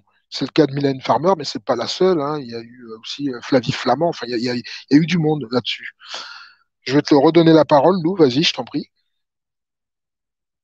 Alors, le témoignage de Cathy O'Brien, donc, qui dit avoir été elle-même violée avec sa fille. Et en fait, faut bien comprendre que dans ce milieu, un enfant, quand il subit des choses, la plupart du temps, il a une tendance à croire que tout le monde subit la même chose. Donc, assez peu, comment dire, il en parle très peu. Et enfin, je vous lis le témoignage, vous allez comprendre. Elle dit: à qui pouvais-je en parler? À mon père, ma mère, mon père qui m'aurait prostitué lui aussi. Je ne pouvais même pas me tourner vers le président de mon pays. Je croyais fermement, il était établi pour moi, que le monde entier faisait partie de ce programme de mind control. Je croyais que le monde entier cautionnait les abus d'enfants. Je croyais que c'était ma vie. J'ai compris lorsque Mark Phillips m'a sauvé. Alors, Mark Phillips, c'était un agent de la CIA. Donc, elle dit: Oui, j'ai d'ailleurs, compris je crois lorsque. qu'il est devenu son mari, il me semble, Mark Phillips. C'est ça. Je crois, il me semble, ouais, Euh, c'est ça. Elle dit: j'ai compris lorsque Mark Phillips m'a sauvé que ça peut être autrement et qu'il n'y a pas de place, qu'il n'y a de place pour aucun secret. Ceux qui font ces crimes se cachent. Ils se cachent derrière le sceau de sécurité nationale. Et je sais ce que je dois faire maintenant. Je dois dire haut et fort ce qu'ils font, mais pas uniquement à ma fille et à moi-même. Ils ont tout pris de nous. Le sénateur Byrd, donc elle cite des noms quand même, hein, elle explique que là-dedans il y avait Ronald Reagan, Clinton, le sénateur Byrd, donc elle cite pas mal de noms. Elle dit: le sénateur Byrd décida que je sois envoyé à la base de l'Air Force de Tampa. J'ai aussi été emmené dans une installation de la NASA. Bird ordonna alors que je sois mise sous le contrôle de mon premier entraîneur. Un entraîneur, c'est une personne qui suit les ordres d'un maître. De façon que ce fut le sénateur Bird qui me dirigea, pardon. Mon premier entraîneur est une personne nommée Cox. J'ai été emmené à Cox pour de multiples traumatisations. C'est ça, pour de multiples traumatisations. Arraché in extremis en 1988 à ses maîtres par Mark Phillips, un familier de la CIA, elle parviendra grâce à lui à se déprogrammer et à retrouver la mémoire et à découvrir son libre arbitre. Ses souvenirs d'une précision photographique balayent les illusions que nous pourrions encore avoir quant à la politique et au pouvoir. Voilà, donc ça c'est le témoignage de Cathy O'Brien, qui dit que sa fille aussi a subi ce genre d'atrocité. Oui, non, mais c'est effectivement très parlant. Mais on sait que de toutes les façons que ce sont des pratiques qui sont tout à fait en vigueur, notamment, principalement dans le showbiz, hein. Vous avez des Kanye West, vous avez tous les rappeurs, la plupart, Lil Wayne aussi, alors lui, absolument épouvantable ce type. Où finalement les types s'amusent à faire des cornutos, des 666, etc. Où tous ces codes-là finalement sont diffusés dans la société à jet continu, mais finalement il faut savoir que toute cette symbolique, eh bien, elle a un pouvoir. On est dans les mantras, hein, finalement, on est comment dire, dans l'énergétique, c'est-à-dire qu'à partir du moment où vous inscrivez 666 sur quelque chose, ça forcément, il y a une captation, hein. Vous savez que au niveau de l'écriture, quand vous dessinez un pentagramme, en vérité, non seulement ça représente quelque chose, mais ça capte aussi de l'énergie. C'est-à-dire que, effectivement, quand on dit ça aujourd'hui, on passe pour un allumé, on passe pour un comment dire, un farfelu, mais regardez les rituels maçonniques, lorsqu'il, par exemple, il se pointe l'épée sur le poitrail et pour dire que finalement, il ne faut pas trahir le serment, on est aussi dans de la symbolique, hein, bien sûr, et on est dans de la symbolique quand on dit que si le frère trahit la loge, qu'on lui coupera la langue, c'est pareil, c'est comme de s'enfermer dans le noir pour écrire son testament avec un crâne humain. Ça aussi, on est toujours dans de la symbolique. Donc cette symbolique-là, en réalité, elle a une résonance énergétique. Il ne faut pas se leurrer. Quand vous voyez, par exemple, la fille en rouge dans les clips, dans les films, sur les panneaux publicitaires, c'est-à-dire la Babylone, hein, c'est la préférée de Satan, en fait. C'est elle qui chevauche l'abomination, elle chevauche la bête. Eh bien, c'est une représentation maléfique, satanique, et on nous habitue avec. C'est une succube, hein, c'est finalement un démon femelle qui est là pour vous systématiquement vous détourner, c'est-à-dire faire monter en vous le désir, l'envie, parce que c'est vrai que les femmes en rouge, eh bien, il faut être honnête, quand elles sont apprêtées comme il faut, elles sont extrêmement appétissantes en général pour le regard de l'homme, puisqu'elle envoie des codes extrêmement violents, parce que le rouge, c'est la violence, le rouge, c'est évidemment, c'est le sang, c'est la passion, c'est le déferlement, c'est aussi comment dire, c'est le stimuli au maximum du reptilien, parce qu'il faut savoir que les codes couleurs aussi ont des signatures énergétiques, et tous nos satanistes le savent, c'est pas pour rien que vous retrouvez toujours les mêmes codes couleurs, noir et le rouge. Hein, ça, c'est des choses qui reviennent assez souvent. Regardez, lorsque vous regardez une télévision, vous regardez des films, vous avez souvent ces codes couleurs qui reviennent, c'est les codes de sorcellerie. Donc, on nous dit la sorcellerie, ça n'existe pas, c'est pour les demeurés, c'est pour les attardés mentaux. Ce n'est pas vrai, ce n'est pas vrai, puisque la généalogie, en tout cas celle de l'élite mondialiste, elle, elle est tracée depuis 1000, voire 1000, voire 2000 ans. Ils savent parfaitement qui sur l'arbre généalogique de quelle famille ils descendent. J'en avais parlé une fois dans un live et on m'avait contredit. Je suis désolé si vous ne connaissez pas vos lignées de sang, et ces gens-là savent d'où ils descendent. Donc les choses ne se perdent pas. Il faut bien comprendre, hein. Vous savez, la famille Astor, cette grande famille, comment dire, qui appartient justement aux 13 lignées, l'origine c'est Astaroth. Astaroth, c'était un démon, vous voyez. Donc les choses ne se perdent pas. Et c'est pas parce qu'aujourd'hui on est environné de toute électronique, etc., que, si je puis dire, la force liée à j'ai envie de dire, ces énergies quantiques. Mais c'est plus que ça. On n'est plus dans le quantique. Le quantique, c'est en vérité du ensorcellement. Voilà, pour moi c'est ça. C'est-à-dire que à partir du moment où vous cherchez à ouvrir des vortex, c'est-à-dire des portails, vous savez pas où vous atterrissez, vous savez pas où vous vous trouvez. C'est un enfant, quand vous le violentez, vous ouvrez un portail sur quelque chose. D'accord? Donc, les enfants, comme ce sont des êtres purs, d'ailleurs, comme les animaux, d'ailleurs, eh bien, les animaux sont réceptifs à des formes énergétiques qui sont métaphysiques. Je suis désolé, c'est pas parce qu'on est des êtres humains doués technologiquement, et je dis bien entre guillemets, que il n'existe pas une métanature, une préternature, une supranature où les choses nous échappent, où on peut passer d'une dimension à l'autre. Vous savez, moi, je vous l'ai déjà dit, je suis un peu médium, hein, c'est une notoriété, je vous l'ai dit. Et donc, vous pouvez avoir des flashs sur des choses qui, finalement, n'existent peut-être pas encore, et vous verrez que ces choses-là pourront exister le lendemain ou dans plusieurs jours. On ne sait pas pourquoi. Parce que si vous laissez parler de manière intérieure, je dis bien intérieure, votre moi profond, et vous le reconnectez à quelque chose de beaucoup plus cosmique et de supérieur, vous allez monter énergétiquement. Vous allez monter énergétiquement. D'ailleurs, de la même manière, c'est pour ça que les gens qui ont une foi extrêmement profonde, parfois, ils arrivent à un degré d'élévation. On peut parler des fakirs, par exemple, qui ne, qui peuvent marcher sur, on va dire, des braises sans se brûler, évidemment, ou mettre la main dans le feu, ou éventuellement même faire des voyages astraux, hein, c'est-à-dire aller dans des choses qui sont différentes. Donc, il y a cette réalité-là, et les drogues, par exemple, elles permettent souvent de décadenasser un petit peu le moi profond et de vous faire voyager ailleurs. Je pense que vous connaissez probablement ce titre, Fly Like an Eagle. Ça te dit quelque chose, toi, Lou? Fly Like an Eagle? Alors, Oui, Fly il y Like a an Eagle. ça, oui. Il y a Oui, aussi, Fly Like an... Attends, ouais, l'air, je vais vous le faire, c'est il y a Over the Fly Like Rainbow aussi. an... Oui, Over the Rainbow, et par exemple, Fly Like Ouais. an Eagle qui a été repris par Somewhere Seal. Over the Rainbow. Voilà, voilà. Je termine. Donc, alors, je vais vous faire l'air vite fait, hein, je suis pas un bon chanteur, mais c'est pas grave, vous allez me supporter. C'est Fly like an eagle, eagle, eagle, eagle, into the, je sais plus, je sais plus. Eh bien, ça, en fait, c'est voler comme un aigle, c'est planer littéralement, en fait. C'est prendre des drogues et entrer dans des mondes supérieurs. Donc, les musiques, elles servent aussi à ça, hein, certaines musiques. Donc finalement, on sait très bien pourquoi. Ça, dans les années 68, 68, 69, 70, ça tournait au LSD, ça tournait avec des drogues. C'était justement pour essayer de connecter avec du cosmique. D'ailleurs, si vous regardez les pochettes de disques de l'époque, c'est assez psychédélique quand même, vous voyez. Donc, ils n'ont jamais oublié finalement que derrière l'esprit humain, il y avait quelque chose de supérieur, vous voyez. Je vais te laisser parler, Lou. Excuse-moi, je t'ai interrompu, je t'ai coupé. Mais j'avais besoin de terminer. Je te redonne la parole. Non, non, bah je t'écoute aussi, t'inquiète pas.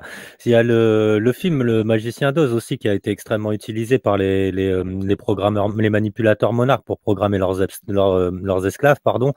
Les symboles et les significations du film, c'est des déclencheurs en fait dans le mental des gens qui permettent un accès facile aux manipulateurs dans la culture populaire. Les références voilées à la programmation monarque utilisent souvent des analogies avec Le Magicien d'Oz ou Alice au Pays des Merveilles. Et donc c'est dans Absolument. Alice. Voilà, c'est dans c'est dans Alice au Pays des Merveilles, non, c'est dans Le Magicien d'Oz qui a justement Somewhere Over the Rainbow. Et en fait, ça, c'est des déclencheurs. Et donc, ces films les films Disney ont énormément été utilisés pour programmer de jeunes enfants. Voilà, c'est une méthode très efficace. On leur dit, imagine que tu regardes un programme télévision que tu aimes, et les films et autres émissions Disney sont importantes pour les programmeurs. Ça fait partie des outils hypnotiques pour dissocier le mental de l'enfant dans la bonne direction. Les programmeurs ont utilisé depuis le début des films pour aider les enfants à apprendre les textes et effets hypnotiques. Ils ont besoin que les enfants fassent partie du processus hypnotique. Si l'hypnotiseur permet à l'enfant de se faire ses propres images, les suggestions hypnotiques seront plus fortes. Plutôt que de dire à l'enfant la couleur d'un chien, un programmeur peut lui demander. C'est là que les livres et les films montrés à l'enfant aident à conduire son esprit dans la bonne direction. Si l'hypnotiseur parle à l'enfant, il doit prendre des précautions supplémentaires afin de ne pas changer la tonalité de sa voix et avoir des transitions douces. La plupart des films Disney sont utilisés pour faire des programmations. Certains sont spécialement faits même pour le contrôle mental. Voilà, ça c'est une partie d'un article que je vous ai lu sur les différents niveaux de programmation Monarch. Et pourquoi les films Disney ont l'air si tordus à chaque fois? Pourquoi il y a l'air d'y avoir justement à l'intérieur des symboles cachés, tout ça? Parce que ces films étaient utilisés pour ça. Ces films ont un pouvoir hypnotique et ils étaient aussi utilisés pour la programmation d'enfants. À savoir que 75% des candidats mandchous monarques étaient des femmes. Les femmes sont plus facilement programmables que les hommes. Tout ça, ça a à voir effectivement avec toute la culture pop, évidemment, puisqu'on retrouve l'émergence de l'occultiste Aleister Crowley, hein, tu le sais, avec celui qui était appelé la bête 666 et qu'on retrouve un petit peu partout et qui servait d'ailleurs de référence de manière systématique à toutes les personnalités du showbiz américain, rock metal, pop, etc. Tu vois, on retrouve un petit peu toutes ces influences qui sont liées d'ailleurs au MK Ultra, hein, d'ailleurs, parce que le satanisme et le MK Ultra, ça marche plus ou moins ensemble. Je dirais plutôt plus que moins, d'ailleurs, et que à chaque fois que on est confronté en fait à des choses absolument atroces, eh bien, il y a souvent bah, on l'a vu, on reparlait, enfin, va reparler un petit peu de l'histoire avec Olivier Duhamel, avec ses histoires d'inceste, notamment. On retrouve qui? On retrouve Jacques Lang, on retrouve Cohn-Bendit, on retrouve tous ces gens-là qui sont plus ou moins qui gravitent autour de tout ça, et c'est totalement glauque, c'est assez sordide, quoi. Alors dans le bouquin d'Alexandre Le Breton, il parle aussi des snuff movies. Donc je pense que Lou, tu sais ce que sont que les snuff movies. J'imagine. Ah, je t'entendais plus. Je t'entendais plus, je te demandais, est-ce que tu sais ce qu'est un snuff movie? Oui, bien sûr. C'est des films horribles où il y a des meurtres, parfois même des meurtres d'enfants à l'intérieur de ces films. Et c'est des films qui se vendent très cher, notamment sur sur le darknet. Voilà, il y a des réalisateurs de snuff movie, donc qui vont commettre des crimes, les filmer et revendre ça à des consommateurs sur le darknet. Et c'est un commerce qui existe malheureusement. Oui, je sais. Ah oui, tout à fait. Et ces snuff movies, évidemment, on retrouve tout ça, eh bien, du côté de la pratique de l'élite occulte, où finalement, ça permet de ritualiser un crime sur enfant généralement, et éventuellement, ça se dit de plus en plus ouvertement pour récupérer la fameuse adrénochrome. Alors scientifiquement, est-ce qu'on a des éléments suffisants là-dessus? Ça reste quand même, on va mettre entre guillemets hypothétique.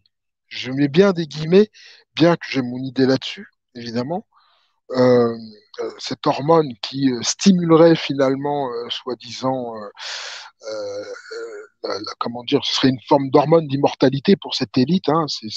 Pour moi, c'est du vampirisme, tout simplement. Hein. Donc, ces choses sont pratiquées à très très haut niveau et vous pensez bien que à partir du moment où vous réglementez la pédocriminalité et vous la punissez plus sévèrement que les crimes, j'ai envie de dire, de droit commun, eh bien, automatiquement, vous ne pouvez pas derrière générer tout un marché noir des enfants parce que le trafic d'enfants, je crois que c'est ce qui rapporte le plus d'ailleurs sur le plan du marché noir, il me semble. Hein. Le trafic d'enfants, c'est une manne colossale, quoi. Il y a des gens qui s'enrichissent à millions, voire à milliards avec le trafic d'enfants qui sont livrés d'ailleurs à des élites et qui abusent d'elles et qui derrière finalement après font des cérémonies sacrificielles, filmées ou pas d'ailleurs, parce que le problème c'est que c'est filmé mais ça coûte très très cher, mais c'est pas achetable par n'importe qui, tu vois ce que je veux dire, et pas dans n'importe quelle condition, et pas n'importe où. Il ne s'agit pas d'aller à la Fnac et de demander le dernier snuff movie à la mode pour l'avoir. C'est pas comme ça que ça fonctionne. C'est des choses qui fonctionnent en circuit fermé. Il faut bien le comprendre. Donc il y a un petit chapitre. Il y a en fait, sur le darknet, c'est absolument pas adressé comme ça peut l'être sur l'internet normal. Il y a pas enfin s'il existe un moteur de recherche, mais il y a des choses qui ne sont pas référencées dans ce moteur de recherche.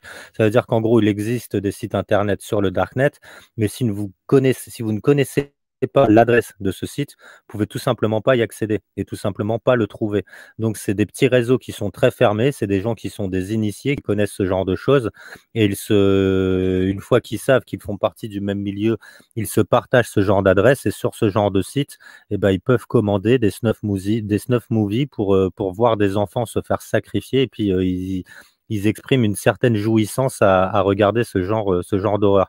Alors ça, comment dire, si l'adrénochrome, tu as mis des guillemets dessus, ce que je comprends, Maximus, parce que c'est vrai que scientifiquement, il n'y a pas encore assez de preuves, mais moi aussi, j'ai ma petite idée sur le truc. Par contre, les snuff movies, il n'y a pas de guillemets à mettre. C'est une réalité, ça existe. Il y en a même qui ont déjà circulé dans le domaine public. Donc, les snuff movies, par contre, existent. Ça, c'est une certitude. Et c'est pas, comment dire, c'est pas des effets spéciaux. Il y a réellement des enfants qui sont sacrifiés de cette façon-là. Alors, je vais vous lire un petit chapitre vite fait du livre quand même. Alors, je commence. Hein. Une étude internationale concernant les abus rituels et le contrôle mental a été conduite par des chercheurs allemands et américains, Carol Ruiz et Thorsten Becker, Bettina Overkamp et Vanda Kamiker. Cette étude a été lancée en 2007. Elle est disponible en anglais et en allemand. Elle est intitulée Extreme Abuse Survey. D'accord? Tous les questionnaires et les résultats de cette étude sont disponibles sur le site Extreme Abuse Survey, et elle comporte une partie réservée aux professionnels, c'est-à-dire les professionnels qui s'intéressent évidemment aux abus rituels, qui est un questionnaire comprenant 215 questions. 451 professionnels de 20 pays différents ont répondu à cette étude, qui montre que 80% des professionnels qui ont travaillé avec au moins un survivant de trauma extrême rapportent avoir eu au moins un cas d'abus rituel satanique. 61% d'entre eux ont eu des patients rapportant des abus rituels dans le clergé. 85% ont déclaré que la majorité des adultes survivants d'abus rituels, contrôle mental, avaient un diagnostic de TDI. 65% ont rapporté que leurs patients témoignaient de AR et de CM se basant sur des mémoires continuelles et non dissociées, j'imagine que c'est les troubles de la personnalité. 89% ont rapporté que les mémoires des AR et des CM avaient une articulation logique avec les autres aspects de la vie du patient, ce qui formait un tout plutôt cohérent. C'est-à-dire qu'en fin de compte, on est bien d'accord que tout ça a été étudié par certains scientifiques dont les travaux restent plutôt confidentiels et non pas grand public. Et on aimerait effectivement que, justement, sur le plan de travail de recherche psychiatrique, on aille un petit peu plus loin là-dedans pour qu'on essaie de comprendre comment fonctionne tout ça et pourquoi ces gens-là font ça, bien sûr. Alors, 79% rapportent des viols en réunion, bien sûr. 59% rapportent de l'enfermement en cage, c'est-à-dire on garde les gens dans des cages hein, comme des animaux. 44% rapportent du cannibalisme. 52% rapportent de la zoophilie. 45% rapportent avoir été enterrés vivants. 50% rapportent avoir reçu des électrochocs. 52% rapportent avoir participé à de la pédopornographie. 46% rapportent de la prostitution infantile. 65% rapportent avoir été diagnostiqués avec un TDI. D'accord? Bon, tu m'étonnes. Et 63% rapportent que les bourreaux ont délibérément créé des, des états dissociatifs, personnalité altère, pour effectuer une programmation sur eux. 41% rapportent avoir été programmés comme esclaves sexuels. 18% rapportent avoir été programmés pour être des assassins. Hein. 21% rapportent avoir été programmés pour développer des pouvoirs psychiques. 57% d'entre eux rapportent avoir été programmés à une autodestruction lorsqu'ils commencent à se remémorer les abus de la programmation. 34% rapportent que une ou plusieurs de leurs personnalités altèrent ont un code d'accès. Et enfin, 28% rapportent avoir une personnalité altère de robot. Voilà. Donc voilà ce que c'est que le mind control, le contrôle mental. Et je vais vous en donner encore un autre quand même. Il y a quand même 55% qui rapportent que les bourreaux leur ont fait des... Ah oui, excusez-moi. Alors je reprends. 53% rapportent que les bourreaux leur ont fait croire que des entités, esprits ou démons ont pris le contrôle de leur corps. Alors ça, on est vraiment dans le satanisme, hein. Là, c'est clair et net, parce que quand on s'amuse à faire ce genre de choses, c'est qu'on est très conscient qu'effectivement, il y a une préternature, une métanature et une surnature. Ça, on va pas me l'enlever de la tête. Et on sait aussi que 15% rapportent des voyages et des expériences dans le temps. C'est-à-dire on se projette dans le temps. Vous voyez. Donc l'esprit humain est beaucoup plus complexe qu'on le pense. Contrairement à ce que disent certains, c'est pas cartésien, c'est pas basique. Vous avez des pouvoirs à l'intérieur de votre esprit, des pouvoirs de téléportation, de déportation, de voyage dans le temps, d'auto-guérison aussi, d'autosuggestion. Vous avez tous ces pouvoirs en vous, en fait. Et le monde moderne, en fait, il a contribué euh, à vous euh, à vous animaliser, c'est-à-dire à stimuler votre cerveau reptilien, et la pornographie, le divertissement et la dépravation télévisuelle ont servi justement à éteindre un petit peu tout ce côté, tout ce côté qui est en vous, qui est instinctif, qui est intuitif, hein, et qui voire même est extra-lucide, qui vous permet d'ailleurs de pressentir un peu les choses, hein. Vous savez, les mamans, des fois, elles sentent le danger, hein, sur leur enfant. Eh bien, c'est comme un sixième sens, et c'est ce qui peut permettre à une maman de réagir pour sauver son enfant. Vous voyez, donc ça existe, ces choses-là.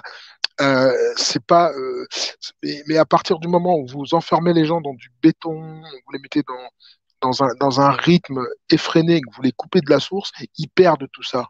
Tous ces pouvoirs, ils sont en nous, hein, c'est clair, hein. L'auto-guérison, on l'a en nous, hein. Nos cellules sont intelligentes, elles peuvent absolument s'auto-réparer de beaucoup de choses, hein. On a des témoignages sur les cancers, sur tout un tas de maladies auto-immunes où les gens, finalement, à un moment donné, n'ont plus rien et personne ne comprend pourquoi ils n'ont plus rien. Vous voyez. Donc, pas oublier une chose, que Satan, il va pas forcément avoir un visage, comment dire, il va pas être représenté comme un démon immonde, hein. Il peut être tout à fait représenté par tout ce que le monde moderne a en apparence séduisant. Attention, il ne faut jamais oublier ça. Lou, je te redonne un petit peu la parole, parce que ça me repose. Bah alors juste sur l'adrénochrome, la composition chimique de l'adrénochrome, elle existe, hein, c'est C9H9NO3.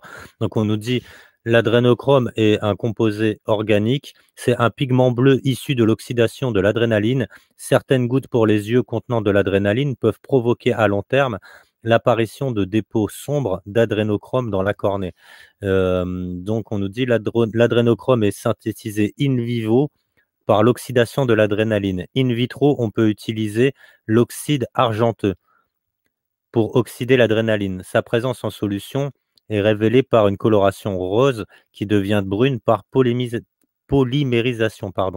Donc, plus loin, par contre, on lit, voilà, selon certaines théories du complot, donc c'est ce dont on parle justement actuellement, des individus haut placés procéderaient par la torture à l'extraction de l'adrénochrome sur des enfants, pour leur usage personnel, mais aussi pour la revente de cette substance au regard de ses prétendues vertus psychotropes et rajeunissantes. Cette théorie complotiste a été reprise par QAnon.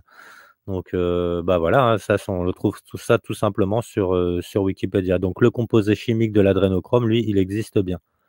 Mais on en entend parler aussi dans le film Las Vegas Parano, où justement ils se mettent des gouttes dans les yeux, il me semble, et ça leur procure une déchire de dingue, quoi. Mais schizophrénie, troubles mentaux. Voilà, on retrouve ça donc l'adrénochrome, le composé chimique, lui, il existe. Après, c'est la méthode d'extraction qui, elle, est controversée. Maximus? Oui, Ouais. tout à fait. Donc, j'ai un passage Alors, intéressant. il nous reste moins Combien de de temps 20 il nous minutes, reste? Maximus. Moins de 20 minutes, parce que Moins de comme 20 je t'ai dit, minutes. voilà, on va plus faire de direct qui dépasse les 2 heures. C'est une nouvelle règle Et, sur la chaîne. et Et c'est très bien. Voilà, et c'est très bien. Et puis en plus, ça me permet d'avoir les directs qui sont sauvegardés sur Odyssey, parce que sinon, si ça dépasse 2 heures, Odyssey ne fait pas la sauvegarde. Donc 2 heures, c'est bien, c'est revisionnable. Et là, il nous reste 20 minutes, donc d'ici 10 minutes, on va vraiment s'orienter vers la fin du direct là. Bah, et puis, pour poursuivre sur ce que tu disais sur l'adrénochrome, eh bien, j'ai trouvé un petit un petit passage intéressant, que j'avais surligné d'ailleurs dans le livre d'Alexandre de Breton, parce que je surligne mes livres, moi. Alors, vous savez, quand je lis un livre, les passages intéressants, je mets toujours un petit coup de stabilo dessus. C'est à ça qu'on reconnaît que j'ai lu un livre d'ailleurs, parce qu'on dit stabilo en général. Alors, il faut savoir que la pureté et l'innocence de l'enfance est-elle recherchée dans les pratiques de magie sexuelle satanique? Hein? Bah, probablement que oui, tout comme pour un sacrifice de sang. Il s'agit de vampiriser cette réserve d'énergie et de pureté, d'autant plus que lorsque l'enfant se trouve dans un profond état de transe dissociative qui le connecte à d'autres dimensions, il est utilisé comme un véritable outil de pouvoir. L'enfant est la pureté incarnée, l'innocence de la création de Dieu. Sa souillure et son sacrifice représentent l'abîme offrande faite à Satan. Voilà. Donc ça vient corroborer ce que tu dis, hein, ça vient appuyer ce que tu dis. C'est un passage qui est dans le livre d'Alexandre Le Breton. Et on voit que cette élite pratique aussi une forme de magie sexuelle sur les enfants, avec évidemment le crime rituel qui va avec. Voilà. Bah, Voilà. le dessin qu'on trouve dans La Vilaine Lulu, hein, qu'on a montré tout à l'heure à l'écran, donc ce livre de Yves Saint-Laurent, cette bande dessinée de Yves Saint-Laurent, ça correspond justement exactement au témoignage des enfants, les réseaux de l'horreur qu'on peut trouver dans le documentaire d'Élise Lucet. D'ailleurs, Élise Lucet, qui n'a jamais refait de documentaire sur la pédocriminalité, on lui a clairement fait comprendre que si elle voulait poursuivre sa carrière, il ne fallait plus jamais qu'elle s'attaque à ce sujet. Et donc, elle n'a jamais retouché à ce sujet. Mais dans ce documentaire, donc, il y a le témoignage d'enfants, et le témoignage de ces enfants, ben, ça ressemble exactement à ce qu'on voyait tout à l'heure sur le dessin de La Vilaine Lulu, c'est-à-dire, il parlait d'enfants décapités, il parlait de mages. Alors, je me rappelle plus le nom du mage que dit l'enfant, c'est Idnibouk, un truc comme ça. Et les mecs donc étaient là avec des tenues, avec des capuches pointues, une symbolique triangulaire sur le torse. Et voilà, je veux dire, il y a énormément de témoignages et de littérature qui vont dans ce sens pour nous faire comprendre que tout ceci, ce n'est pas de la science-fiction, c'est quelque chose qui malheureusement existe bien. Et voilà, quoi. C'est triste, mais c'est comme ça. C'est comme les snuff movies, ça existe, il y a des preuves. Et là, ce genre de sacrifice rituel existe. Et surtout, ce qui existe malheureusement, c'est les gens qui les pratiquent. Parce qu'ils font pas ça pour rien. Donc il y a quand même on arrive quand même à, théorie que je défends, c'est que si nous existons et que nous nourrissons de l'amour des animaux, de l'amour de nos proches, c'est l'amour pour quelqu'un de normalement constitué, on va dire entre guillemets, c'est quelque chose de vital. Parce que si on n'a pas même l'amour de sa famille et ce genre de choses, la vie devient extrêmement plus difficile et il manque quelque chose. Et que par polarité, si nous existons, nous des êtres qui nous nourrissons de l'amour des autres, eh bien par polarité, ils existent aussi forcément ces gens qui se nourrissent de souffrance et qui se nourrissent de mal. Par contre, ils sont masqués, ils sont déguisés en des gens qui la plupart du temps vont se draper d'une moralité indéniable et quand c'est le cas, faut se méfier, quoi. Justement, quand on voit les politiques qui sont tout le temps en train de nous parler de la moralité, de ce qui est moral de faire ou ne pas faire, et qu'on creuse un petit peu et qu'on se rend compte, derrière, les trois quarts sont pédophiles et les trois quarts en vérité n'ont aucune moralité. Voilà, si on n'arrive pas en vérité à les serrer et si on n'arrive pas en vérité à les foutre en tôle, c'est que les trois quarts sont protégés, sont au plus haut sommet du gouvernement et de l'État, et voire même dans d'autres sphères bancaires et tout ça. Et ils existent, ils sont là, ils sont parmi nous et ils sont déguisés en nous. Et même ils nous dirigent. Voilà, Maximus, je te rends Oui, la oui, parole. excuse-moi, j'avais le micro fermé. Et il y a une personne, je crois que je sais pas si c'est Juncker, il disait que je partais dans n'importe quoi. Mais ce serait bien qu'il développe et qu'il dise en quoi je dis n'importe quoi et qu'il m'apporte de manière argumentée argumenter là où je dis n'importe quoi. Parce que moi, le livre d'Alexandre de Breton, je l'ai lu en entier. Alors que lui, je ne suis pas sûr qu'il l'ait lu, déjà pour commencer. Donc ce serait Non, mais bien déjà, répond même pas à ça. avant de ramener sa bouche, Ça fait d'abord, 2 heures qu'on développe, ça fait 2 heures que tu Oui, démontres bah que tu oui. ne dis pas n'importe quoi. Donc le mec, Bah, il vient juste se la bah voilà, ramener. donc si les gens disent que c'est du n'importe quoi, il faut qu'ils aillent sur la chaîne de Squeezie et de Norman. Voilà, et comme ça, ils sont pas, c'est pas ici qu'il faut venir, quoi.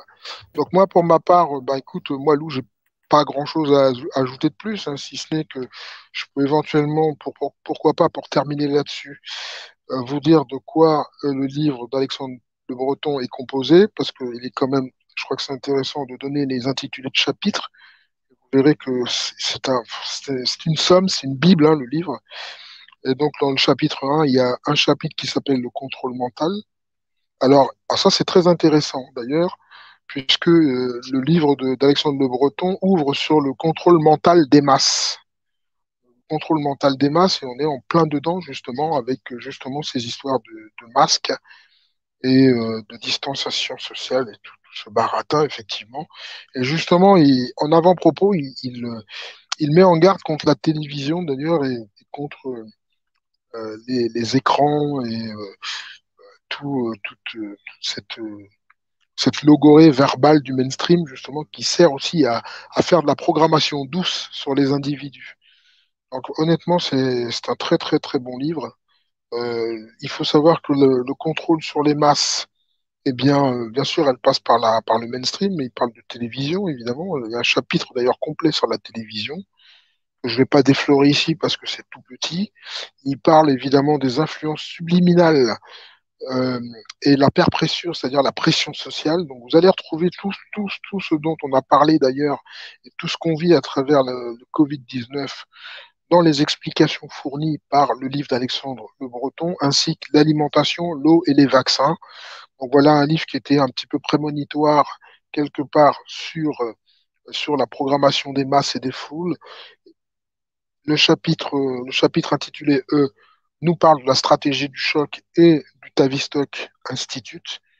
Vous voyez, on est en terre inconnue, hein, Lou, ce sont des sujets que tu as déjà traités, et moi aussi d'ailleurs, et on voit bien que toutes ces stratégies visent en fait à vous implanter un programme pour que de toutes les façons, au niveau de votre consentement, vous ne soyez pas libre. Vous voyez? Alors, c'est très très difficile parce que ces gens-là travaillent en dégradé, hein, c'est-à-dire qu'ils vous disent, par exemple, faut-il aller vers un reconfinement? Vous pouvez retirer le point d'interrogation. Vous voyez. C'est une manière de vous programmer déjà. Vous avez vous savez, je ne sais pas si vous regardez CNews ou BFM. Alors moi j'évite, mais malheureusement on est dans une société parfois où on est obligé de tomber sur ce genre d'image. Et vous avez toujours le bandeau là qui circule en dessous, qui vous donne en même temps des informations soi-disant voilà du jour. Et puis vous avez toujours un tel, par exemple, faut-il aller vers le reconfinement? Mais c'est déjà une manière de conscientiser les gens vers un autre reconfinement, de façon à ce que les gens finalement intègrent l'idée qu'ils vont retourner à l'enfermement, d'ailleurs, n'est-ce pas, ma petite mandarine, qu'ils vont retourner à l'enfermement et ils vont s'y habituer. C'est-à-dire qu'en fin de compte, ils auront même plus de réflexe. C'est-à-dire qu'un animal, si vous l'habituez à la cage, même quand vous ouvrez la cage, il sort pas en fait.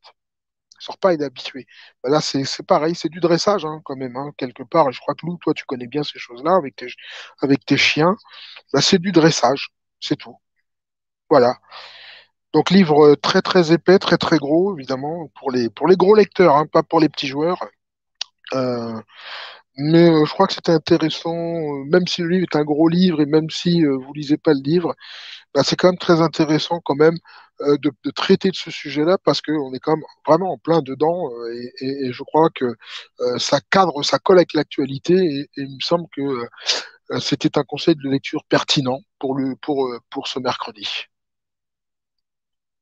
Bah, je te remercie, Maximus. Et, bah, comme je le disais tout à l'heure, ouais, bah, ce genre de gens existe. Et j'en ai croisé pas mal depuis mon enfance des prédateurs pédophiles. Alors jamais aucun ne s'est attaqué à moi, en tout cas aucun homme ne s'est attaqué à moi. Et je pense que beaucoup ont développé cette capacité à les reconnaître en un regard. Ces gens qui ne sont pas comme nous, ces gens qui sont déguisés en nous et qui sont parmi nous, beaucoup savent les reconnaître en un regard. Ça se voit dans les yeux et quand on en croise, ben voilà, on les repère assez rapidement. Et il y en a beaucoup, beaucoup qui sont au sommet de l'État et beaucoup de gens qui sont à des postes de pouvoir qui sont là.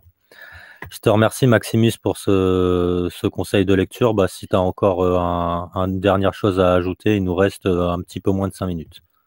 Bah écoute, moi je n'ai pratiquement rien à ajouter. Bon, si ce n'est surtout, gardons la foi et puis essayons de vivre le plus normalement possible dans des bonnes vibrations, des bonnes énergies. Essayons de se ressourcer et de repenser un petit peu, tu vois, un petit peu à nous-mêmes, quoi, tu vois, à notre bien-être.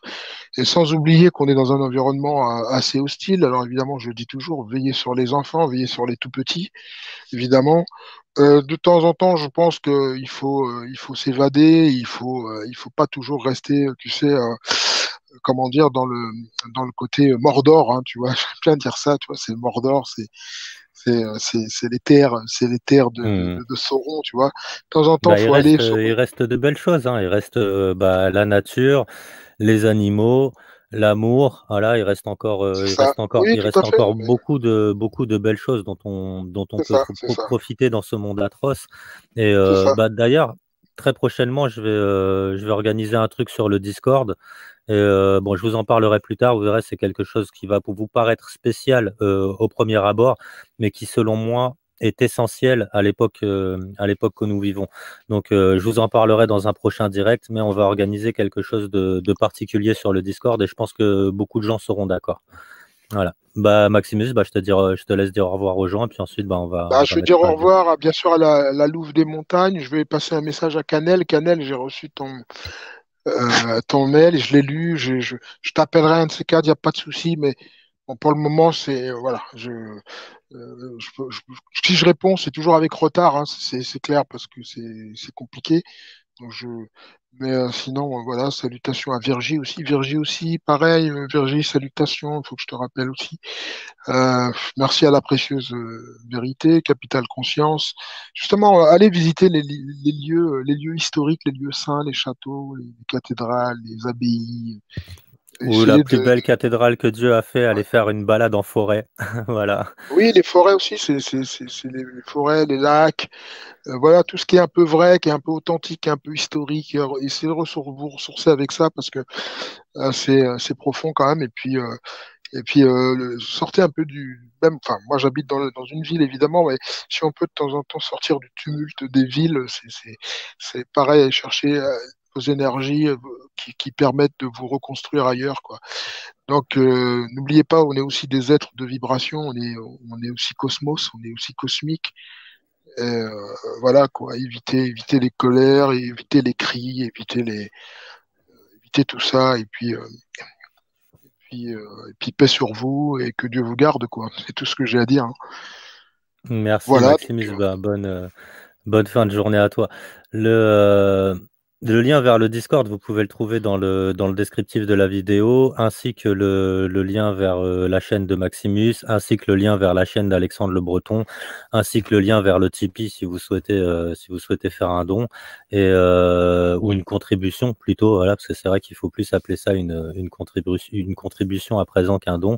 Et eh bien, on se retrouve très bientôt. On se retrouve déjà jeudi soir 20h pour les chroniques de Monsieur K, le deuxième épisode des chroniques de Monsieur K, qui lui aussi durera moins de 2 heures, puisque maintenant ça va devenir une des règles sur la chaîne. Chaque direct durera moins de 2 heures pour que ce soit facilement revisionnable et surtout pour que ce soit sauvegardé aussi. Voilà, bah, je vous souhaite une bonne fin de journée à tous. Je te remercie encore, Maximus, pour ce conseil de lecture. On en est déjà au 27e. Donc, quand même, hein. c'est un énorme boulot que tu fournis sur cette chaîne et je t'en remercie. Et bah voilà, bah, je vous souhaite une bonne fin de Bah, journée à tous. écoute Lou, merci en tout cas de m'avoir proposé de faire ces conseils de lecture parce que c'est vrai que beaucoup de gens apprécient et s'enrichissent de ce qu'on amène dans nos discussions et puis de parler de cette actualité toujours à travers un livre, ça permet de faire découvrir des choses. Pour mon mail, c'est maximusleclément@orange.fr. C'est ça, maximusleclément@orange.fr pour ceux qui veulent entrer en contact par mail avec Maximus. Sur ce, bonne semaine, bonne soirée à vous. Et puis, Olivier Props, tu m'appelles quand tu veux. Salutations au passage. Enfin, tu Ah oui, m'appelles, tiens, tu me pardon. contactes, quoi. Olivier Props a fait une vidéo récapitulative sur le Covid-19 qui fonctionne très bien sur Odyssée. J'essaierai de retrouver le lien. Ou Olivier, si tu peux me le renvoyer.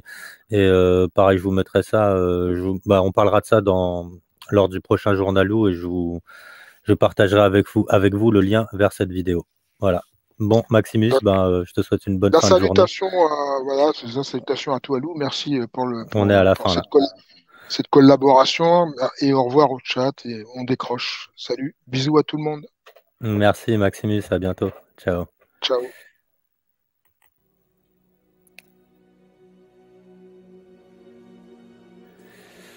Bon voilà, c'est la fin de ce conseil de lecture. Comme je vous l'ai dit, on se retrouve jeudi 20h pour les chroniques de Monsieur K. Je pense pas qu'il y aura de direct avant jeudi. Donc je vous donne rendez-vous jeudi 20h. Prenez soin de vous, prenez soin de ceux que vous aimez, faites des réserves au cas où, on sait jamais, et profitez de la nature, profitez de l'amour des gens qui vous entourent et puis des gens que vous aimez aussi. Allez, salut, ciao.